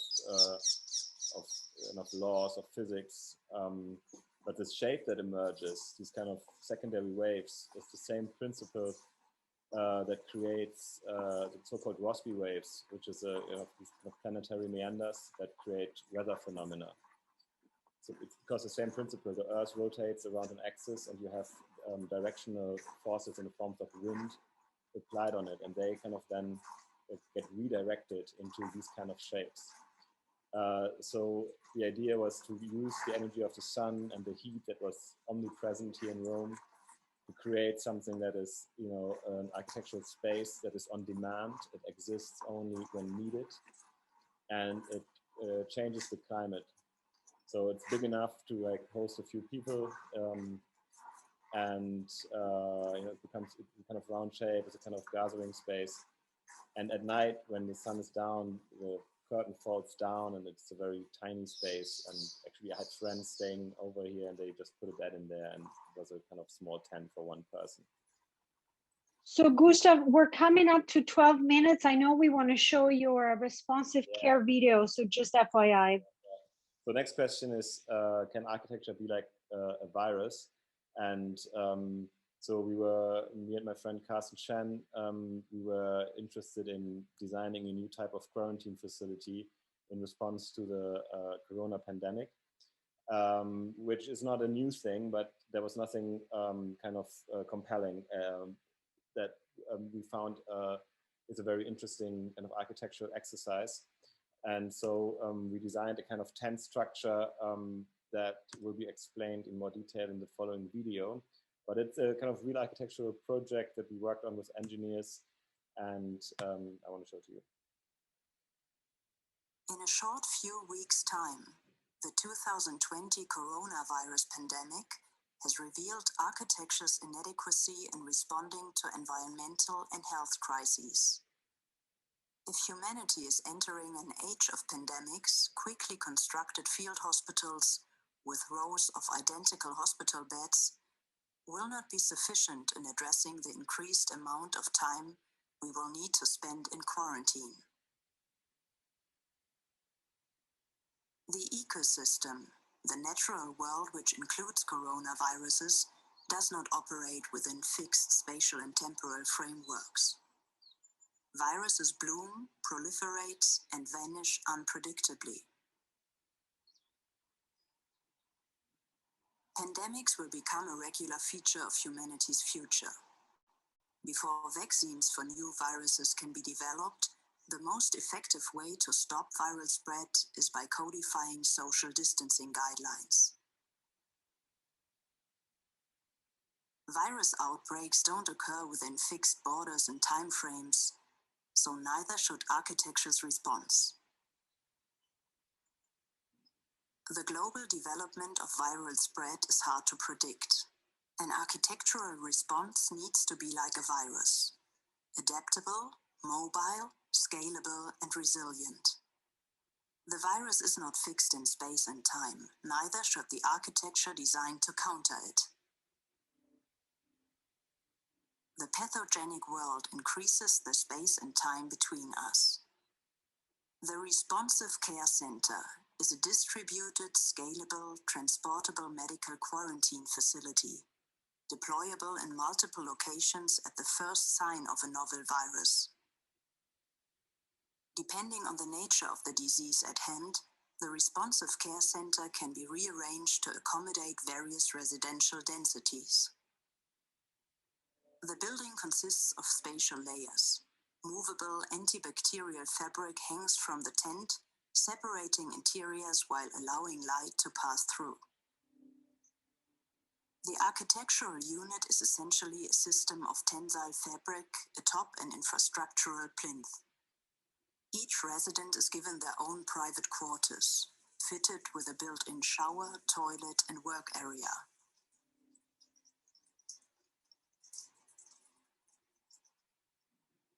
A hutch allows for contactless delivery of meals and medicine. Plugging into existing networks, the Responsive Care Center is like a branch grafted onto a tree, bringing in energy, supporting health.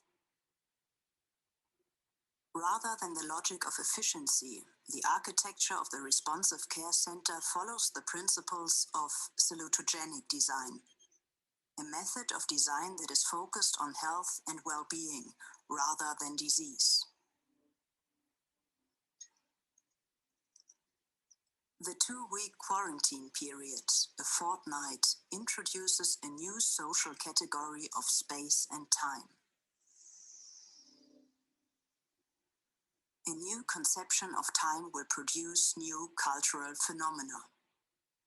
Neither a vacation nor a seamless continuation of daily life, the time spent at the Responsive Care Center will combine work with healing, self-care with self-awareness. Fortnightism is a new paradigm born of both uncertainty and diligence.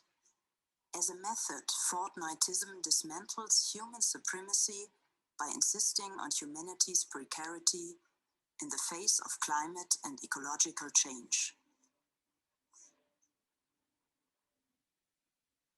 Healing and reshaping both the body and the mind, the center challenges Western habits of consumption and comfort.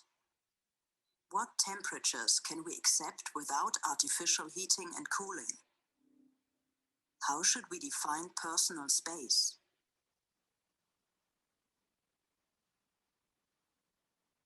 Fortnightism builds periods of slowness into our lives.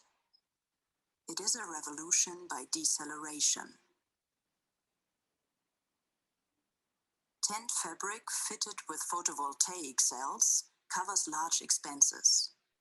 Stored in shipping containers that double as clinics when deployed, the lightweight tent structure is easily shipped to any location experiencing an outbreak. I'm so sorry, Gustav. We're going to have to cut it short because we're going to the 18 minutes mark. Balance caused by humans, the Responsive Care Center is also a training facility for a new relationship between humanity and the world. Through the Responsive Care Center, fortnightism emerges as both a defense mechanism for the well-being of humanity and an architectural technology for multi-species cohabitation.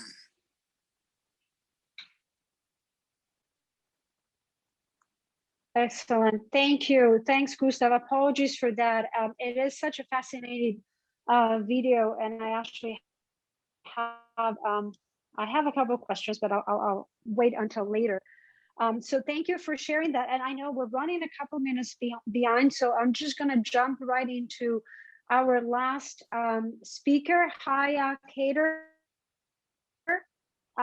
Thank you. We're just so excited to hear once again hands-on approach through your amazing practice and the projects that you'll be presenting of what you've been doing in Africa, Costa Rica, and Vietnam. So Jaya, the floor is yours. Thank you.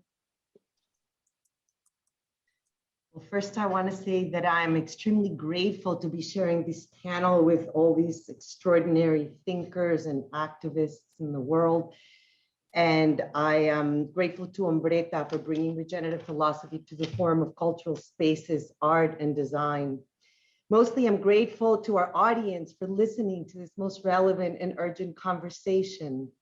I'm a Caucasian middle-aged woman with silver curly hair and blue eyes. I'm an architect, a mother, a grandmother, and a yogini.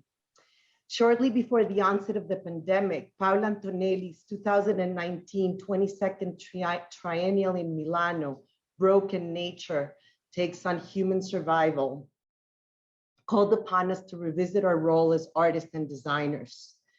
Humans will inevitably become extinct due to environmental breakdown, she stated, but we have the power to design ourselves a beautiful ending.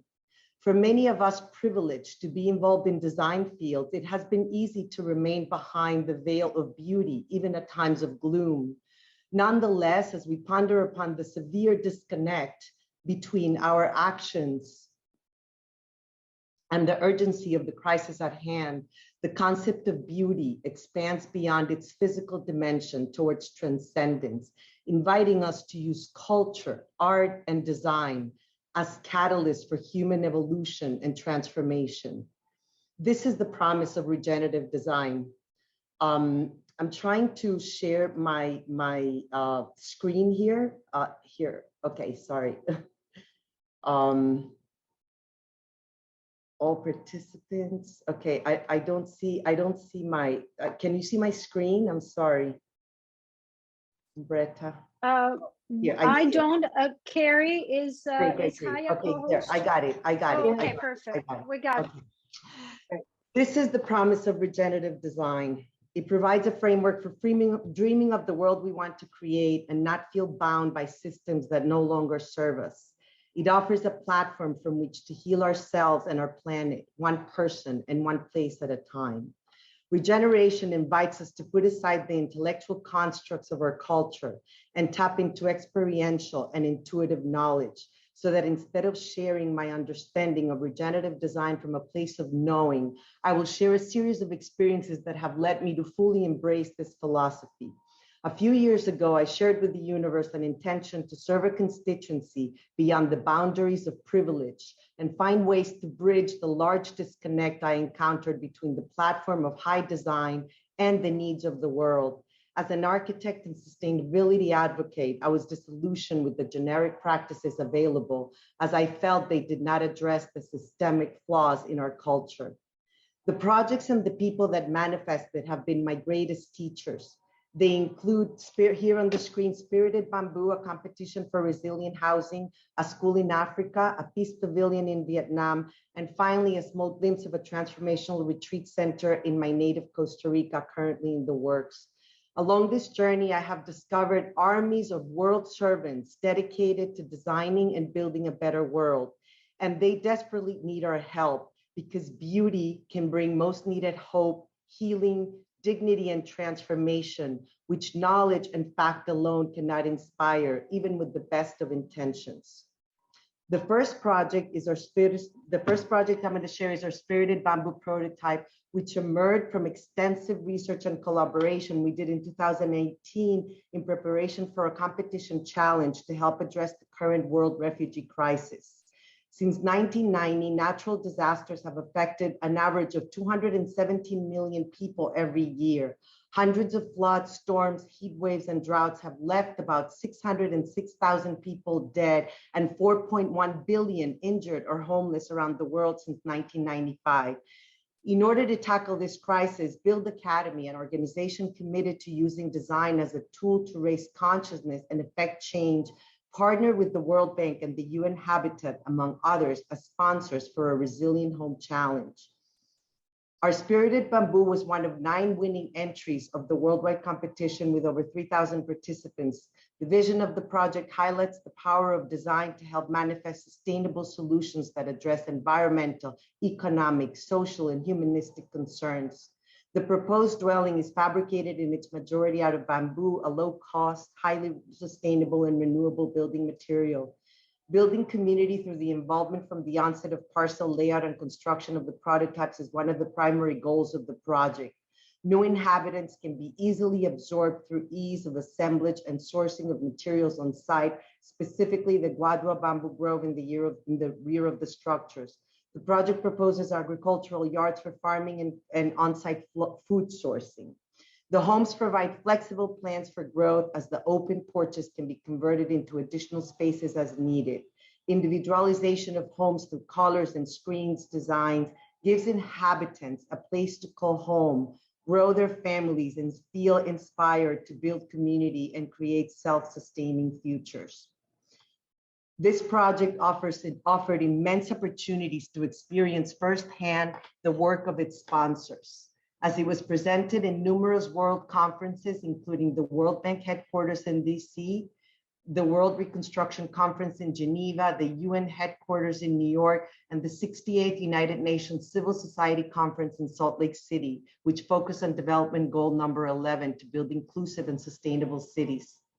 For someone coming from the world of high design, these experiences touch deep chords with regards to priorities and the why, as opposed to the what or how of what we do. The next project I'm going to share is the Bardwood School. In 2017, I accompanied a leadership coach, Simon Crow, to Liberia, Africa, in support of his vision to help a community ensure a self-sustaining future through a transformational and educational project. The small village of Dwenstown was in a state of stagnation, where children had to walk hours to get to the nearest school, and their only source of livelihood was the making of pato, white eating clay that they roll into loaves and then smoke with mud from the river. Liberia's educational landscape is in desperate need of help. 65% of primary school-age children cannot attend school, and more than 50% of young people ages 15 to 24 are illiterate. A 14-year civil brutal war and the Ebola epidemic had left thousands of orphans in need of care. The new school is to serve as a catalyst for a new agricultural community. The master plan on the 50-acre site includes housing for teachers and students, workshops, and agricultural fields. The vision for the project involves the empowerment of Liberian youth through education and the acquisition of skills for a dignified livelihood. The project embraces a broader vision of sustainability that includes, again, social, environmental, economic, and humanistic concerns. All proposed building materials are locally sourced, and many will be generated by simple on-site production methods. I make a parenthesis here to juxtapose the vision of the project with the UNICEF building I stumbled upon in Monrovia, Liberia's capital, upon arrival. These initiatives deprive children of inspiration to create sustaining future for themselves and condemn them to rely on our charity in perpetuity. In contrast, the proposed school is easy to build in community, comparable in cost, if not lower, and kinder to our planet and its inhabitants. More importantly, the buildings provide dignified environments where students and teachers can feel inspired to create self-sustaining future through community and a deep connection to nature. The next project is the Minds to Vines Pavilion in the province of Quang Tri, Vietnam. Since 1975, landmines have exploded under more than 1 million people and are currently thought to be killing 800 people a month.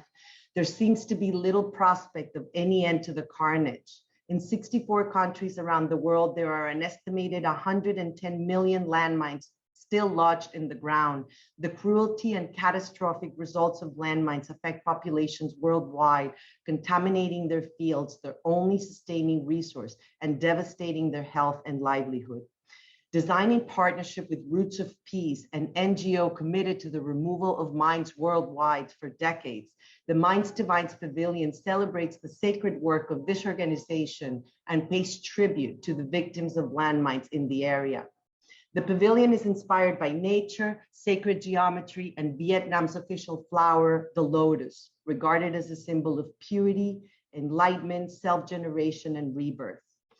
The ancient wisdom of the 5 elements of nature, earth, water, fire, air, and ether, prevalent in Far Eastern cultures, infused the project with nestled meanings honoring place, community, purpose, and the culture that it strives to serve. With access from 4 cardinal points, the central pavilion is nestled among the 4 spiraling landscapes and supports connection to above and below. A sculpture by artist Antoine Rodriguez evokes a net of human connection. When looked upon from the glass oculus above, the sculpture becomes a mandala as a tribute to Mother Earth and sacred geometry. Natural elements are used throughout with reverence for the surrounding landscape. The design process afforded opportunities to explore how architecture could enhance our perception of and connection to nature in order to inspire a more conscious awareness of the bearing that our actions have on our planet and its brethren. The motto of the inspiring Heidi Kuhn, the CEO of Roots of Peace, accompanied us every step of the way. Coincidences, she says, are miracles that choose to remain anonymous. Her NGO was celebrated at the UN Civil Society Conference, where we participated in a panel that explored the potential for private-public partnerships for potential healing and transformation in the world. When we visited Vietnam, I not only scouted potential land and met with local architects for collaboration, but we were immersed in the culture of place, including meetings with government officials, farmers, Buddhist nuns, and technical experts. In February of 2020, I visited my home country, Costa Rica, and attended a series of conferences on radical sustainability, ecology, permaculture, and regeneration. Costa Rica has been at the forefront of ecological restoration practices for decades and is a world model for initiatives in land conservation and renewable sources of energy. I was moved to tears with the authenticity of the speakers who were walking the talk in ways I had never experienced. I realized it was time to come back home and join many in the path towards a regenerative future. COVID held me in Miami for another 10 months. During the lockdown, as we pondered upon the unprecedented global hardship through endless Zoom meetings, I had the opportunity to co-create with several peers from my alumni council an initiative called Design Impact, transformation at the intersection of equity, climate change, and health. Since then, I have been fortunate to curate 3 panels on regeneration, where we learn from world experts in the fields of science, circular economy, indigenous wisdom, regenerative agriculture, activism, policymaking, biomimicry, biophilic, and regenerative design on the blessings of this new worldwide trend. One of the speakers was instrumental in changing the building code for mass timber construction that Dean just mentioned in his presentation. Tapping into the unique inherent potential of all living systems within place, regenerative design advocates community building, inclusiveness, and fosters a relational perspective with ecosystems, all inspired by a reverence for the infinite wisdom found in nature. It combines contemporary, modern, clean, and renewable technologies with indigenous wisdom for a more holistic approach to coexisting in harmony with Mother Earth. We are fortunate that startling new advances in science are shifting our perception of the living world as a highly animated system that thrives on collaboration and interdependency among all species. To tackle the challenges ahead, this paradigm shift in our thinking is essential. So thank you, Jaya, for the work that you do in the world. As COVID restriction eased, I was able to travel back to Costa Rica, where I have spent several months regenerating, rewilding. So, Jaya, sorry, you're at 13 minutes now, just FYI. Okay. Yeah. Regenerating, rewilding, reconnecting, and returning. I visited ecological permaculture and regenerative communities, including villages, retreat centers for Zen and indigenous practices, and regenerative farms. I was overcome with emotion to reconnect with the land of my childhood and youth, and fall short on words to express how very supported and welcomed I felt by it. In the process, I learned about world organizations like the Global Eco-Village Network, Regrarians, FemQ, and Possibility Management, who are in support of a new Earth by design with optimal benefit for all living beings and systems and ecosystems. I am eager to adapt all this experiential knowledge into my future work as part of my Regen Design Lab initiative. Here's a glimpse of a new project in Costa Rica, housing prototypes for the A-Fire Transformational Retreat Center. I'm excited to find ways to capitalize on the power of beauty, alternative building methods, and design with nature at heart to create spaces for human habitation that are conducive to a more relational experience with their natural environments while contributing to the ecosystems they are part of.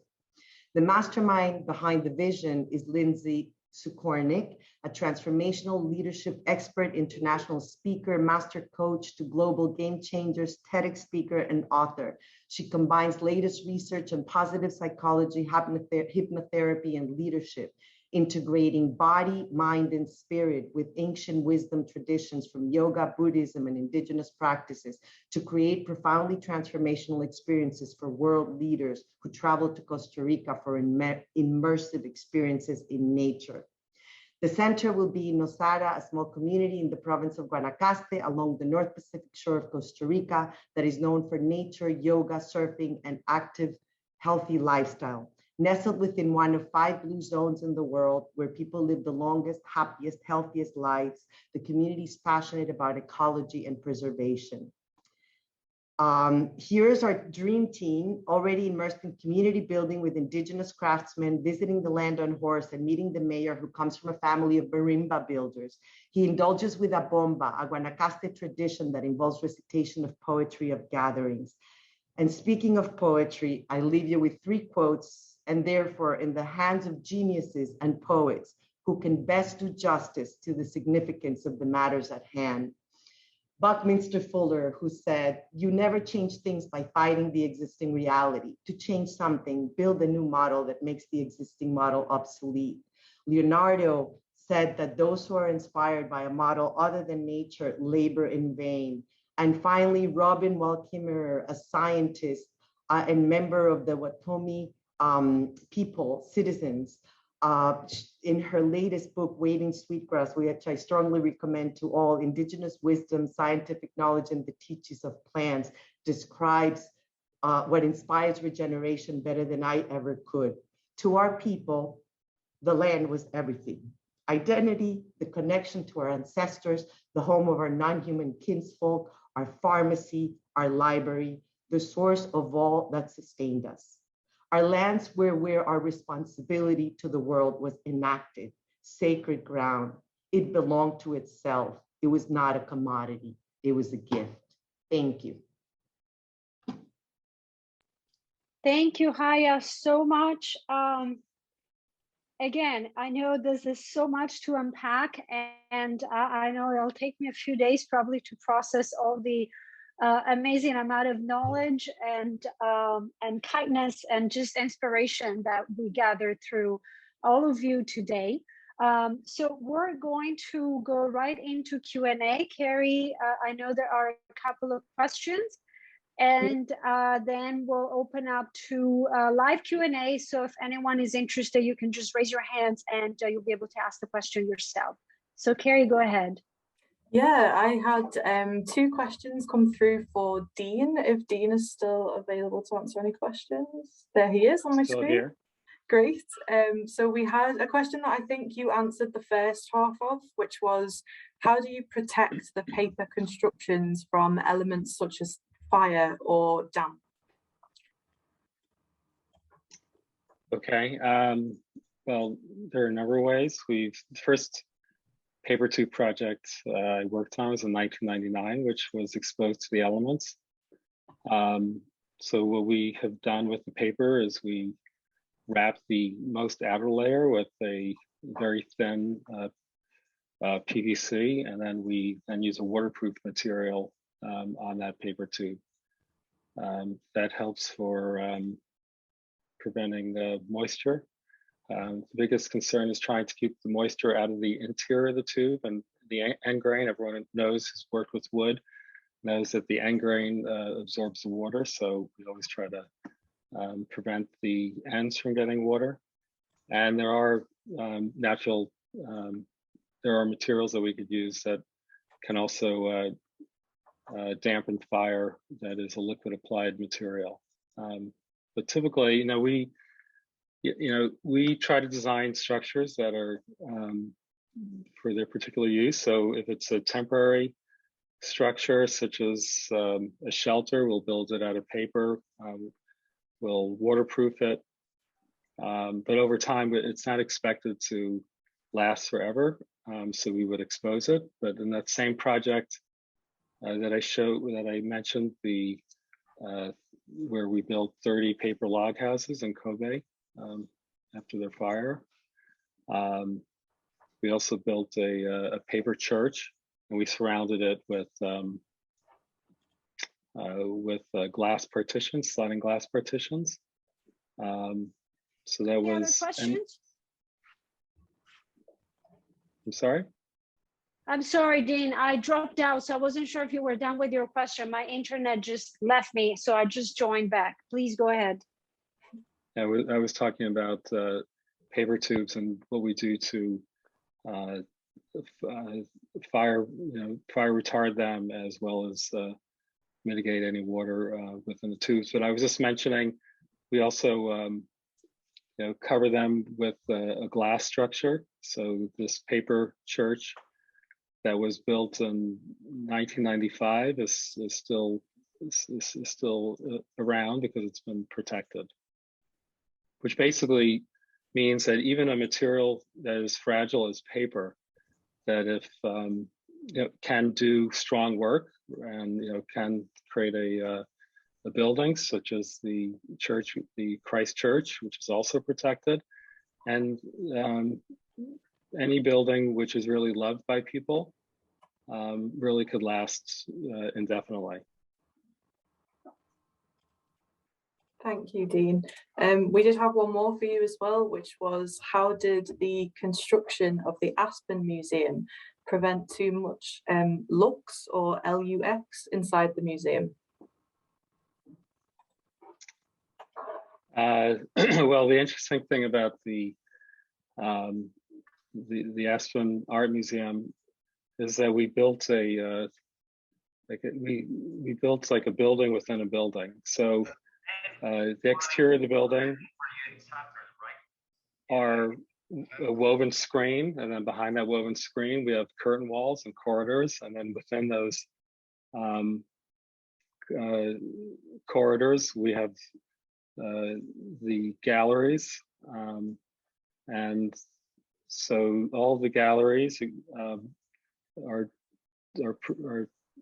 not against the exterior, but we did allow for natural light to permeate into the different galleries through skylights, we were able to control that light, the natural light that could come into the gallery. Thank you so much, Dean. I'll move straight on because I'm conscious of time. So we have a question for Andrea, which is, how are you envisioning artifacts or artworks in transit? So how would artists and art institutions work on any artifacts or artworks, or work with any artifacts or artworks? That are biodegradable, I guess the question is, like these temporary artworks. Yeah. Yeah, like they're hard to show. So I have to seal everything in plastic boxes so that they don't, release spores all over the museum. And so a lot of it is digital in the end, because I'm making these purposely to decay. When I was in Mediated Matter, the piece set, the giant pavilion we made, it's made out of the same biodegradable materials. And it now belongs to SF MoMA, and it's falling apart, and they want us to repair it, but that's not the point. Like we don't want to repair it, because the point of it is that it is degradable and it's temporary, and this kind of fixation on keeping things the same is I think a little bit detrimental to how we can approach climate change. So like, my question for Dean, when he talks about wrapping the paper tubes in plastic, I want to know what that happens, what that does to, like, how it might compromise the recyclability of the material, because you've made a composite that makes it much more difficult to then for the paper to degrade, right? And so it's always like this weird tension where you're trying to, like, the things that make the material so responsive and attractive for some qualities are the same qualities that make it really annoying to work with in kind of an industrial mindset, I guess. Well, Andrea, you posed a question to me regarding the paper tubes. All the paper tubes are recyclable. There is, the way paper gets reused and recycled, it starts from virgin wood. So our highest quality paper is, our first use becomes into our writing paper, but our packaging materials, such as corrugated cardboard, become second or third generation wood. The fibers are not as, long as the first use of paper fiber. And in all recycled materials, there's a certain percentage of fibers that are not of the paper, of the wood, but it gets down cycled, and therefore it's acceptable. Okay. And the material and the amount of plastic was wrapped into the most outer layer is a very, very thin layer. It's almost like a film. And is it removable then, or is it? It theoretically can be removable, but again, when it gets recycled, as I said, it doesn't affect the next use of the paper when it goes into the mill for recycling. Mm-hmm. Thank you so much, both of you. We did have one more question for Gustav, if he's still around. I know his camera's not on. There you are, Gustav. Alfredo, are you able to ask this aloud, if that's okay, or are you still having some tech issues? I'm back and I'm good. Thank you. Good. Thanks, Umbretta. Yeah, I can ask you directly, Gustav. I was wondering, actually, you mentioned something. If the concept of evolution by deceleration applied to architecture, I guess. And I was wondering if you could expand a bit, applying this evolution by deceleration idea to art beside architecture, since you are involved in both fields. Yeah, so in our fortnightism, it was obviously the idea about this kind of 14 days quarantine that kind of forces you into deceleration, and through that, you enter a new kind of paradigm of time and space, and this holds the potential to, in our situation here, where we place the structure somewhere in the landscape, to maybe kind of recreate a maybe lost relationship to the natural world. And that's what we meant by this revolution through deceleration. And in terms of like what it would mean for the art, I mean, in general, it's like the idea about kind of maybe slowing down on certain things, and maybe we invest more time in things that we usually maybe don't do for longer periods of time. I don't know how to really answer that question. Are you kind of interested in what a kind of art context this could apply? I mean, for instance, I was once at a kind of ambient experimental music festival that was called The Long Now, and it went on for 48 hours, and there was in this Kraftwerk in Berlin, which is this huge former power plant. It's like one gigantic space, and everyone was basically sleeping on these field beds, and they were there for 48 hours. They were basically living in that club, and there was, which I found very strong, there was a sculpture where someone kind of put these long kind of ropes and froze a block of ice at the bottom of it, and this thing was hung down from the ceiling, and it was dripping down, and obviously at some point the whole thing would crush down, but you lose kind of track of time, I think that was a great experience. Like, we really loved to be there, and we just didn't do anything. Like, we were just waiting forever somehow. And I found that fascinating. And I think this was also a kind of inspiration to develop the kind of quarantine tent, which is a kind of waiting scenario. But what do you do when you wait? You might as well, and then, you know, do something else. And I think the whole pandemic was a kind of waiting forever. Like, there was always a kind of, you know, in the near future, you know, things may get better, so you don't lose hope. But then, you know, it's extending and extending. And I found this inspiring to some degree as a kind of state of mind.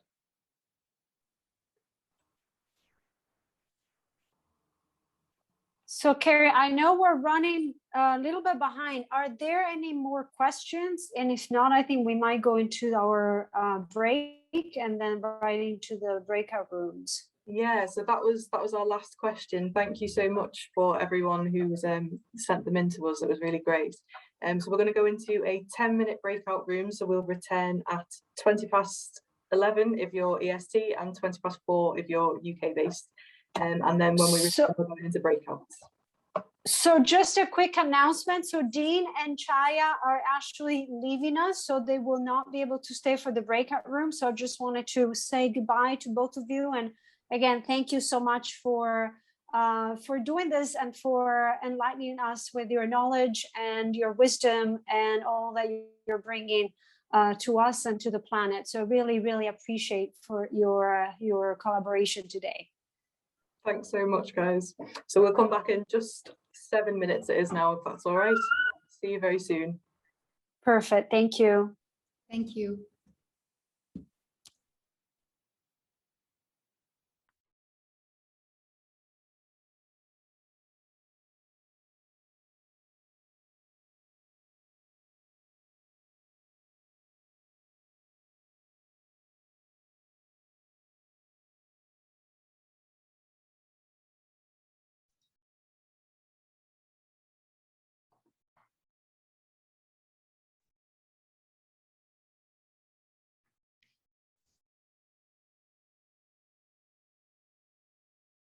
Okay. Perfect. Great.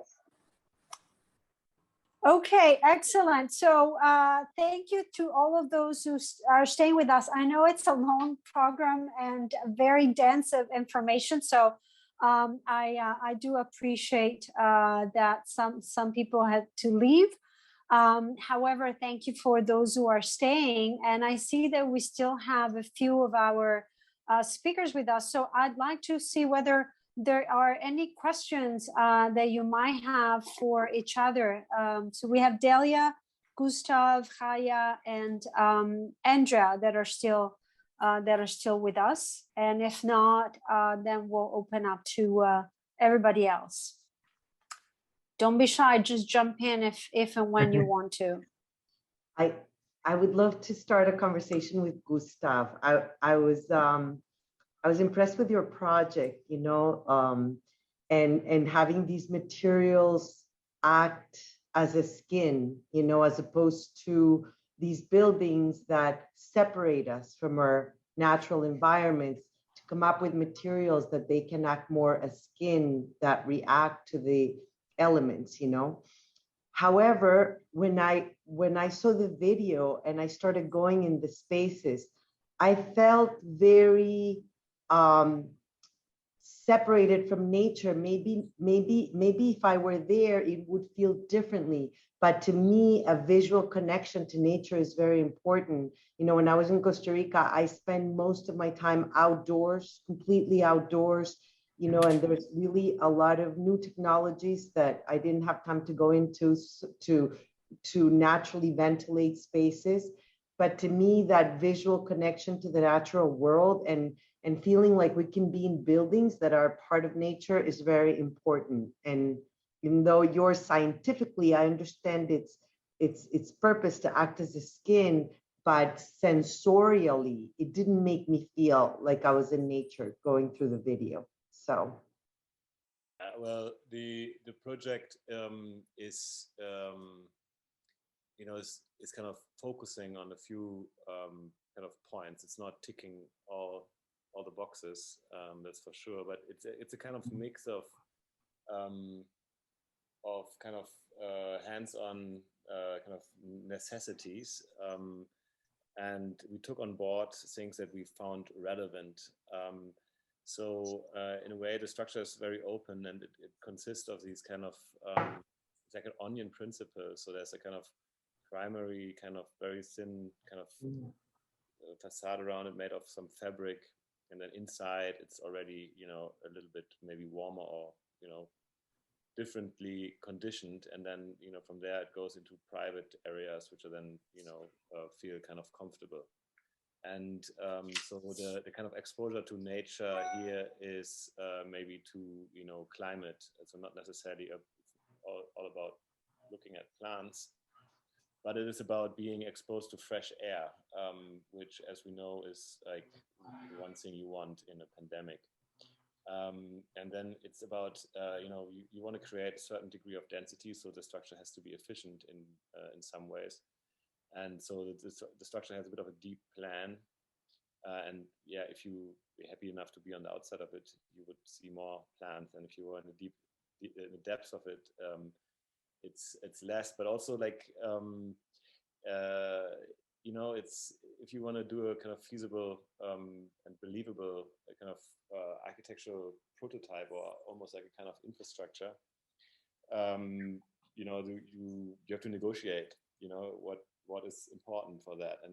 And if you think about this being a really kind of, you know, immediate response to a virus outbreak somewhere, then, you know, things like, you know, space in between people and, you know, kind of medical infrastructure is maybe then more important than, you know, the view. And so in a way, you know, you're right. I mean, that's definitely something that is, you know, important, but in our structure, there were things more important in that sense. That makes sense. I think Delia wanted to say something there. Go ahead. Yeah, I just thought I would take up another direction, although I'm quite happy to chat about this further as interests the group. But yeah, I was very excited to learn about your work, Andrea, and some of the projects that you mentioned, as I'm thinking quite a bit about this possibility of welcoming decay, degeneration, kind of chaos of various ecological sorts into the space of the museum. And of course, conservation is a very specific place in which conservators have to grapple with this, and it's very challenging. I've been talking with the museum that I'm associated with, Arkin, about what sort of plans they have in place for kind of crisis events, things like blackouts or floods, which do happen certainly at museums. And the issues are not only, you know, the lights being out for a day, but things like the air conditioning system or the humidity control system falling into disrepair, and the way that might affect different kind of works in the collection differently. So I was just wanted to hear more about the way, you've negotiated. You mentioned that the piece that had been acquired by MoMA was starting to fall into disrepair, and I was wondering how you kind of anticipate that and build it into the project, and build it into also the relationship with the institutions that might display or acquire that. Yeah, like that's hard. In terms of anticipating, I think I touched upon is just a lot of documentation while we're doing the work, like an excessive amount, and also like after the work is first completed, and then while it transforms. What happens when it gets to the gallery? I would say, like the one that was acquired by SF MoMA, and that's under Neri Oxman's name, that was a donation. So there was no exchange of money. Like, so they didn't have to buy the thing and then get upset that it's falling apart. And I think museums have to, when they acquire works like this, they have to accept that, you know, these are meant to be temporary. I think like a lot of museums are starting to understand, like a lot of new media art is also like it's temporal or it's transient. And so and it's just like the shift in art making where it's experiential rather than like it's an artifact that we contemplate and sit with for decades afterwards. Yeah, and I feel like, so I don't know where I'm going with this actually, because it's like it's such a hard question to deal with. I'm trying to transport something from Switzerland to Toronto for a festival, and the carbon footprint that it's going to take, like, you know, to ship like a giant decaying work, and the kind of you know, letters of like, you know, for environmental health and safety stuff I have to do is a bit ridiculous. And so it's gotten to the point where it's like, okay, it's actually probably more sustainable and easier in the end for me to just direct someone else in Toronto to kind of do what I would do in Switzerland. And I think that might be a different model of like creating these type of artworks. Yeah. Andrea, I agree with you that there is probably an sort of an ontological shift that is needed in terms of collecting or collecting intelligence, let's say, from museum, because they do, most of museums in their remit, they do, you know, collect for, you know, the benefit of posterity. So if nothing is left, what is left to posterity somehow? And it's a valid point, but I do think that as artists are working more towards the experiential part of the artwork and less about the object part of the artwork, museum needs to adapt somehow. Yeah. And maybe there is something that it needs to be discussed is, you know, having the artists themselves actually not shipping works, but actually creating works in situ, which then maybe they are recycled, even if they don't decay. You know, that they're recycled before they decay, and that should probably could be an agreement with the museum that when they acquire the work, they acquire the whole cycle of the work, including the recycling ends of that work, which will be for posterity. So it's a bit kind of I think we're still at the beginning of this type of sort of a reasoning, let's say, in terms of collecting. Yeah, and I actually think that should be applied not just to like artworks. It's like, you know, I think companies like BASF or Dow should be responsible for getting rid of the plastic that they sell. You know, I think that should be part of the cost of the thing, instead of it being up to like individual citizens and cities to figure out recycling infrastructure. It's like, if you're going to sell something, you have to figure out how to get rid of it too. So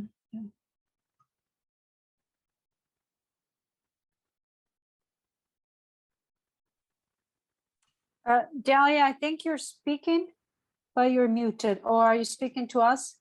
No. Oh, okay. All right. Sorry about that. Thank you, Andrea. Sorry. Go ahead. Oh no, I just to say that I really like the idea of that you just mentioned, Andrea, the notion that if a company, for example, makes something, that they should be the ones that should be figuring out how to get rid of it as well.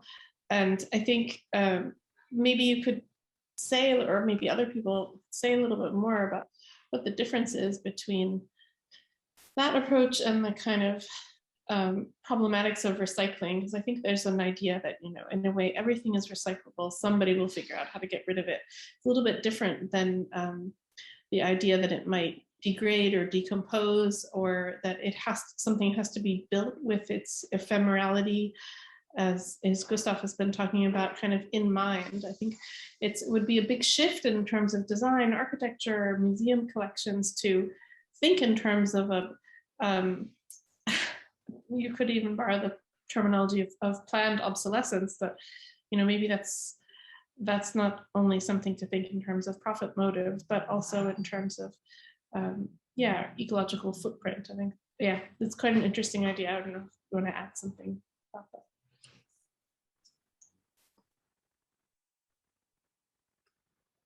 Well, I'm happy to actually comment on that. And, you know, I've seen actually a shift as we were, you know, as I was discussing in the introduction about museums, institutions, and also honestly commercial galleries that are really thinking about how to minimize their collective footprint. And, you know, definitely in terms of the use of material, like we have a couple of universities here in Miami, and I know for example, doesn't use any single-use plastic anymore. They only serve food in biodegradable, you know, or compostable containers. So I think there are ways that, you know, larger institutions can actually take real steps, as we also talked about retrofitting existing buildings, not just necessarily building, you know, new buildings. And I also I wanted to point out something that I found fascinating, Andrea, as I was looking at your website and the video about your project that you share with us. It's really about that parallel between this sort of decaying and regeneration that comes from it with a circular economy. And I think one of the scientists that you work with actually made that parallel, right? And so how can we, you know, adapt our economies and hold responsible those who are producing so much debris to actually find a way to make use of it and to recycle, or to use plastic that is somehow compostable. And even though, as we know, one of the big thing about this bioplastic is it's part of a big lie. It's really hard to actually compost. It certainly doesn't happen in my backyard composting. So I think part of it also goes to educating. And I think what we heard from Jaya, that what she's doing in India, it's really sort of make people understand that recycling, which you know, was the big 1980s and I think 1990s buzzword, it's really a cover up for feeling good about the waste that you produce without actually having an impact. And so how can we hold those who create that, you know, that plastic issue, how can we hold them responsible? And there's a lot of greenwashing out there. I mean, I've watched a gazillion of these panels and interviews with, you know, Coca-Cola, sustainability and, you know, managing director, whatever. And, you know, it's really hard to discern what is actually happening and what is just a big greenwashing campaign that these big companies are implementing, essentially to kind of trick us into still buying their products and not really care because we feel good that, hey, they're doing something about the environment. Anyways, my 2 cents. Yeah, I think you bring up an interesting point about, you know, I did this work at Ginkgo, which is, you know, it just went public, right? And so they have to make money. And so, but like all the scientists, like the ones in the videos, they're very, very cognizant of like how artificial the systems of capitalism are when you impose it on like biodesign, right? Because biology has its own currency, which is not a dollar, right? It's energy and like matter, and it's, you know, and these processes of decay and regeneration are always coupled. You can't decouple them and then expect, you know, renewable resources without the death of something else, right?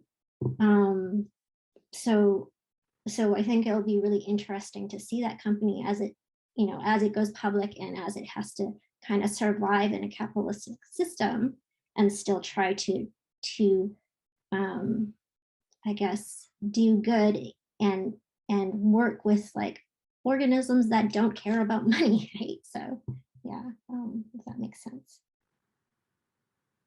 Thank you, Andrea. And I think Guadalupe, did you have a question or a comment? Yeah, it's more a comment about, I mean, the whole presentations.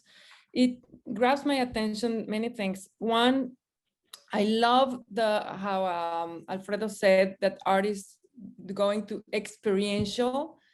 And I think it's very important that you get some impactful experience to really change or to really think about changing. Like Umbretta's exhibition now in Miami, like it's really very impactful. So it really takes you to rethink things. And I think it's very important now that we re-empower each individual to do something. Because I know that it sounds like a cliche, but it's still not happening in the massive way. It's starting to move more in the massive way.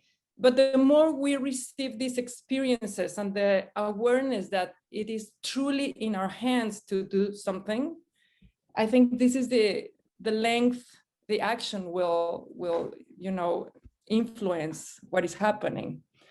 So I truly believe, and I see the impact of art, like Andrea's Decay, like Delia's the nature taking the galleries, I think is fantastic.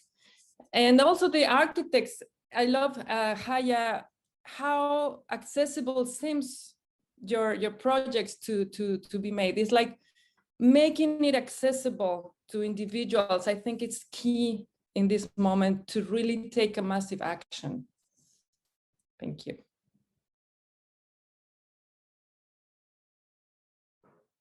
Thank you, Guadalupe. Anyone else? I'm sorry, I'm trying to keep an eye on the chat and I'm not seeing. Okay, raise hands. Anyone else who wants to add a question or a comment? If not, I have a question. Oh yes, Moya, please.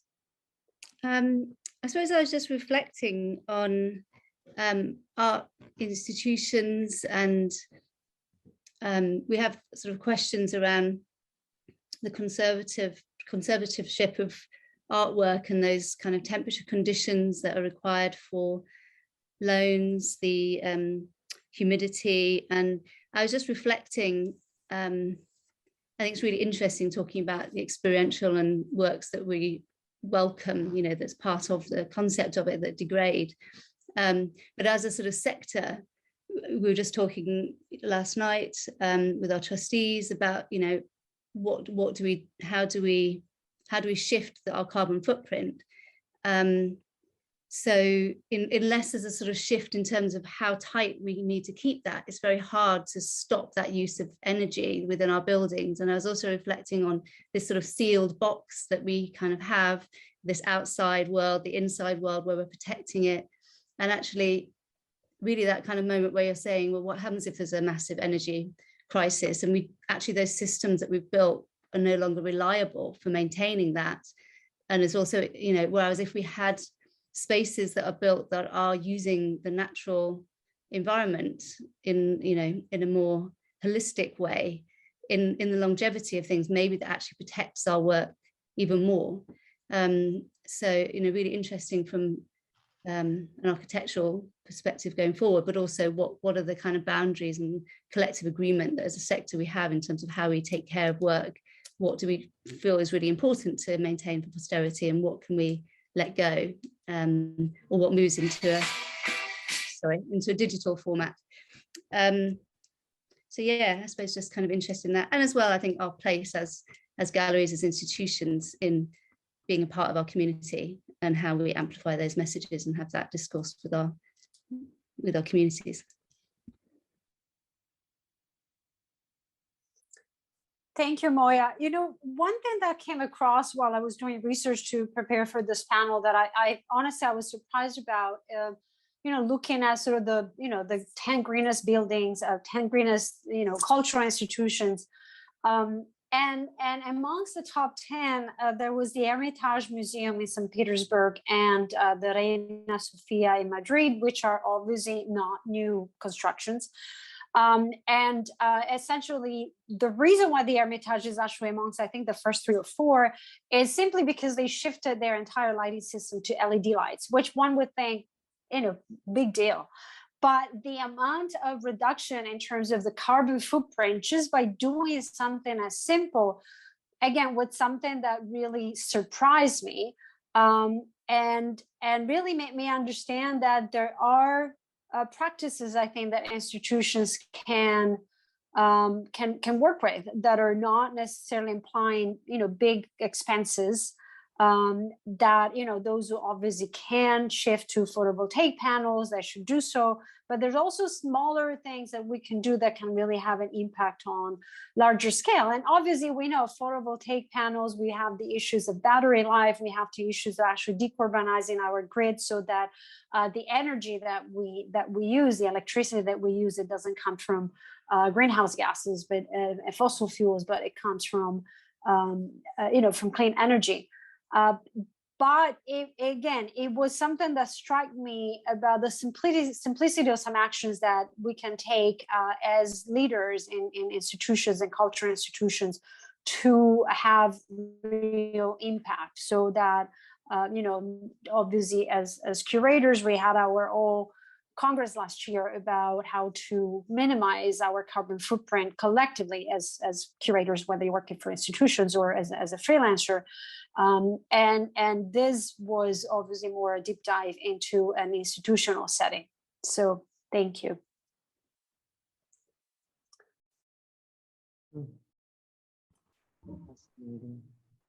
Are there any more questions or comments for any of the speakers so far? Well, I just wanted to ponder upon Dean's statement, which I know of, that the construction industry is responsible for 40% of the carbon output. And I really believe that it's going to take a shift in how we perceive what are the things that we really need to live in, because we're obsessed with this culture of permanence and monuments and grandiosity, and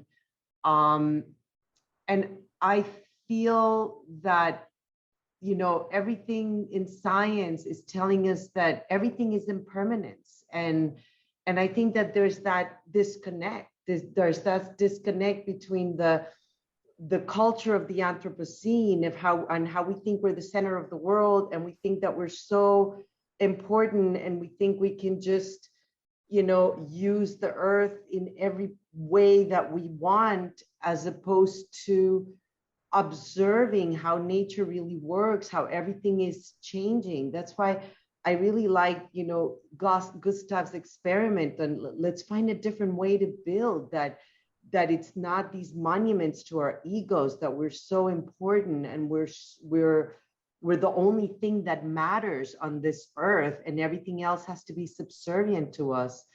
And museums, I mean, unfortunately, many of them, they're just big testaments to the egos of the towns that build it, or the patrons that build them. And I think that there's very little regard for this greatest of art forms, that is the ecosystems that we destroy when we put these monuments to, that are just completely self-serving for us sustaining the Anthropocene and our identity, that we are the ones that matter, and we're the only ones that are sentient, and we're the only ones that are important. And I'm just feeling a little bit overwhelmed with the incredible shift that this is going to require in thinking and consciousness, so that we can really build stuff to provide our needs, to provide our shelter, but it's not so destructive to everything and every other species. So. Thank you, Jaya. I think that's so important what you're saying, and I would say that if we don't have any more questions. We're about a 10 to 12. What I would like to ask, and I'm happy to start, is to maybe Carrie and Alfredo think about your sort of one takeaway from today's discussion, and kind of recap a little bit what we learned and what we heard from. And in my case, it really started, I think, with reading more about the Rewilding the Museum project that Delia spoke about. And Delia, at one point you talk about trying to accomplish a come-togetherness sense to break down Western-centric environmentalism, which is focused on the distinction between nature and culture. And I think that's really the red thread that I've been mentioning a few times, that it's been running through all these presentations. It's about that, bringing those two, that dichotomy back together, right? Bringing understanding that nature is not different from culture and vice versa. And obviously it goes back to what Jaya was talking about. And so for me, that's really my takeaway, is like, how can we all be more cognizant and of this, and how we can really integrate nature into culture and vice versa, whether we're creating culture as culture producers, as artists or writers or curators, or as architects and designers, and really look at what we can learn from nature and its processes, just like Andrea showed us. So so that's my takeaway. And Carrie or Alfredo, do you have one last comment before we close? I don't know. I was struck actually also from the what Moya mentioned actually.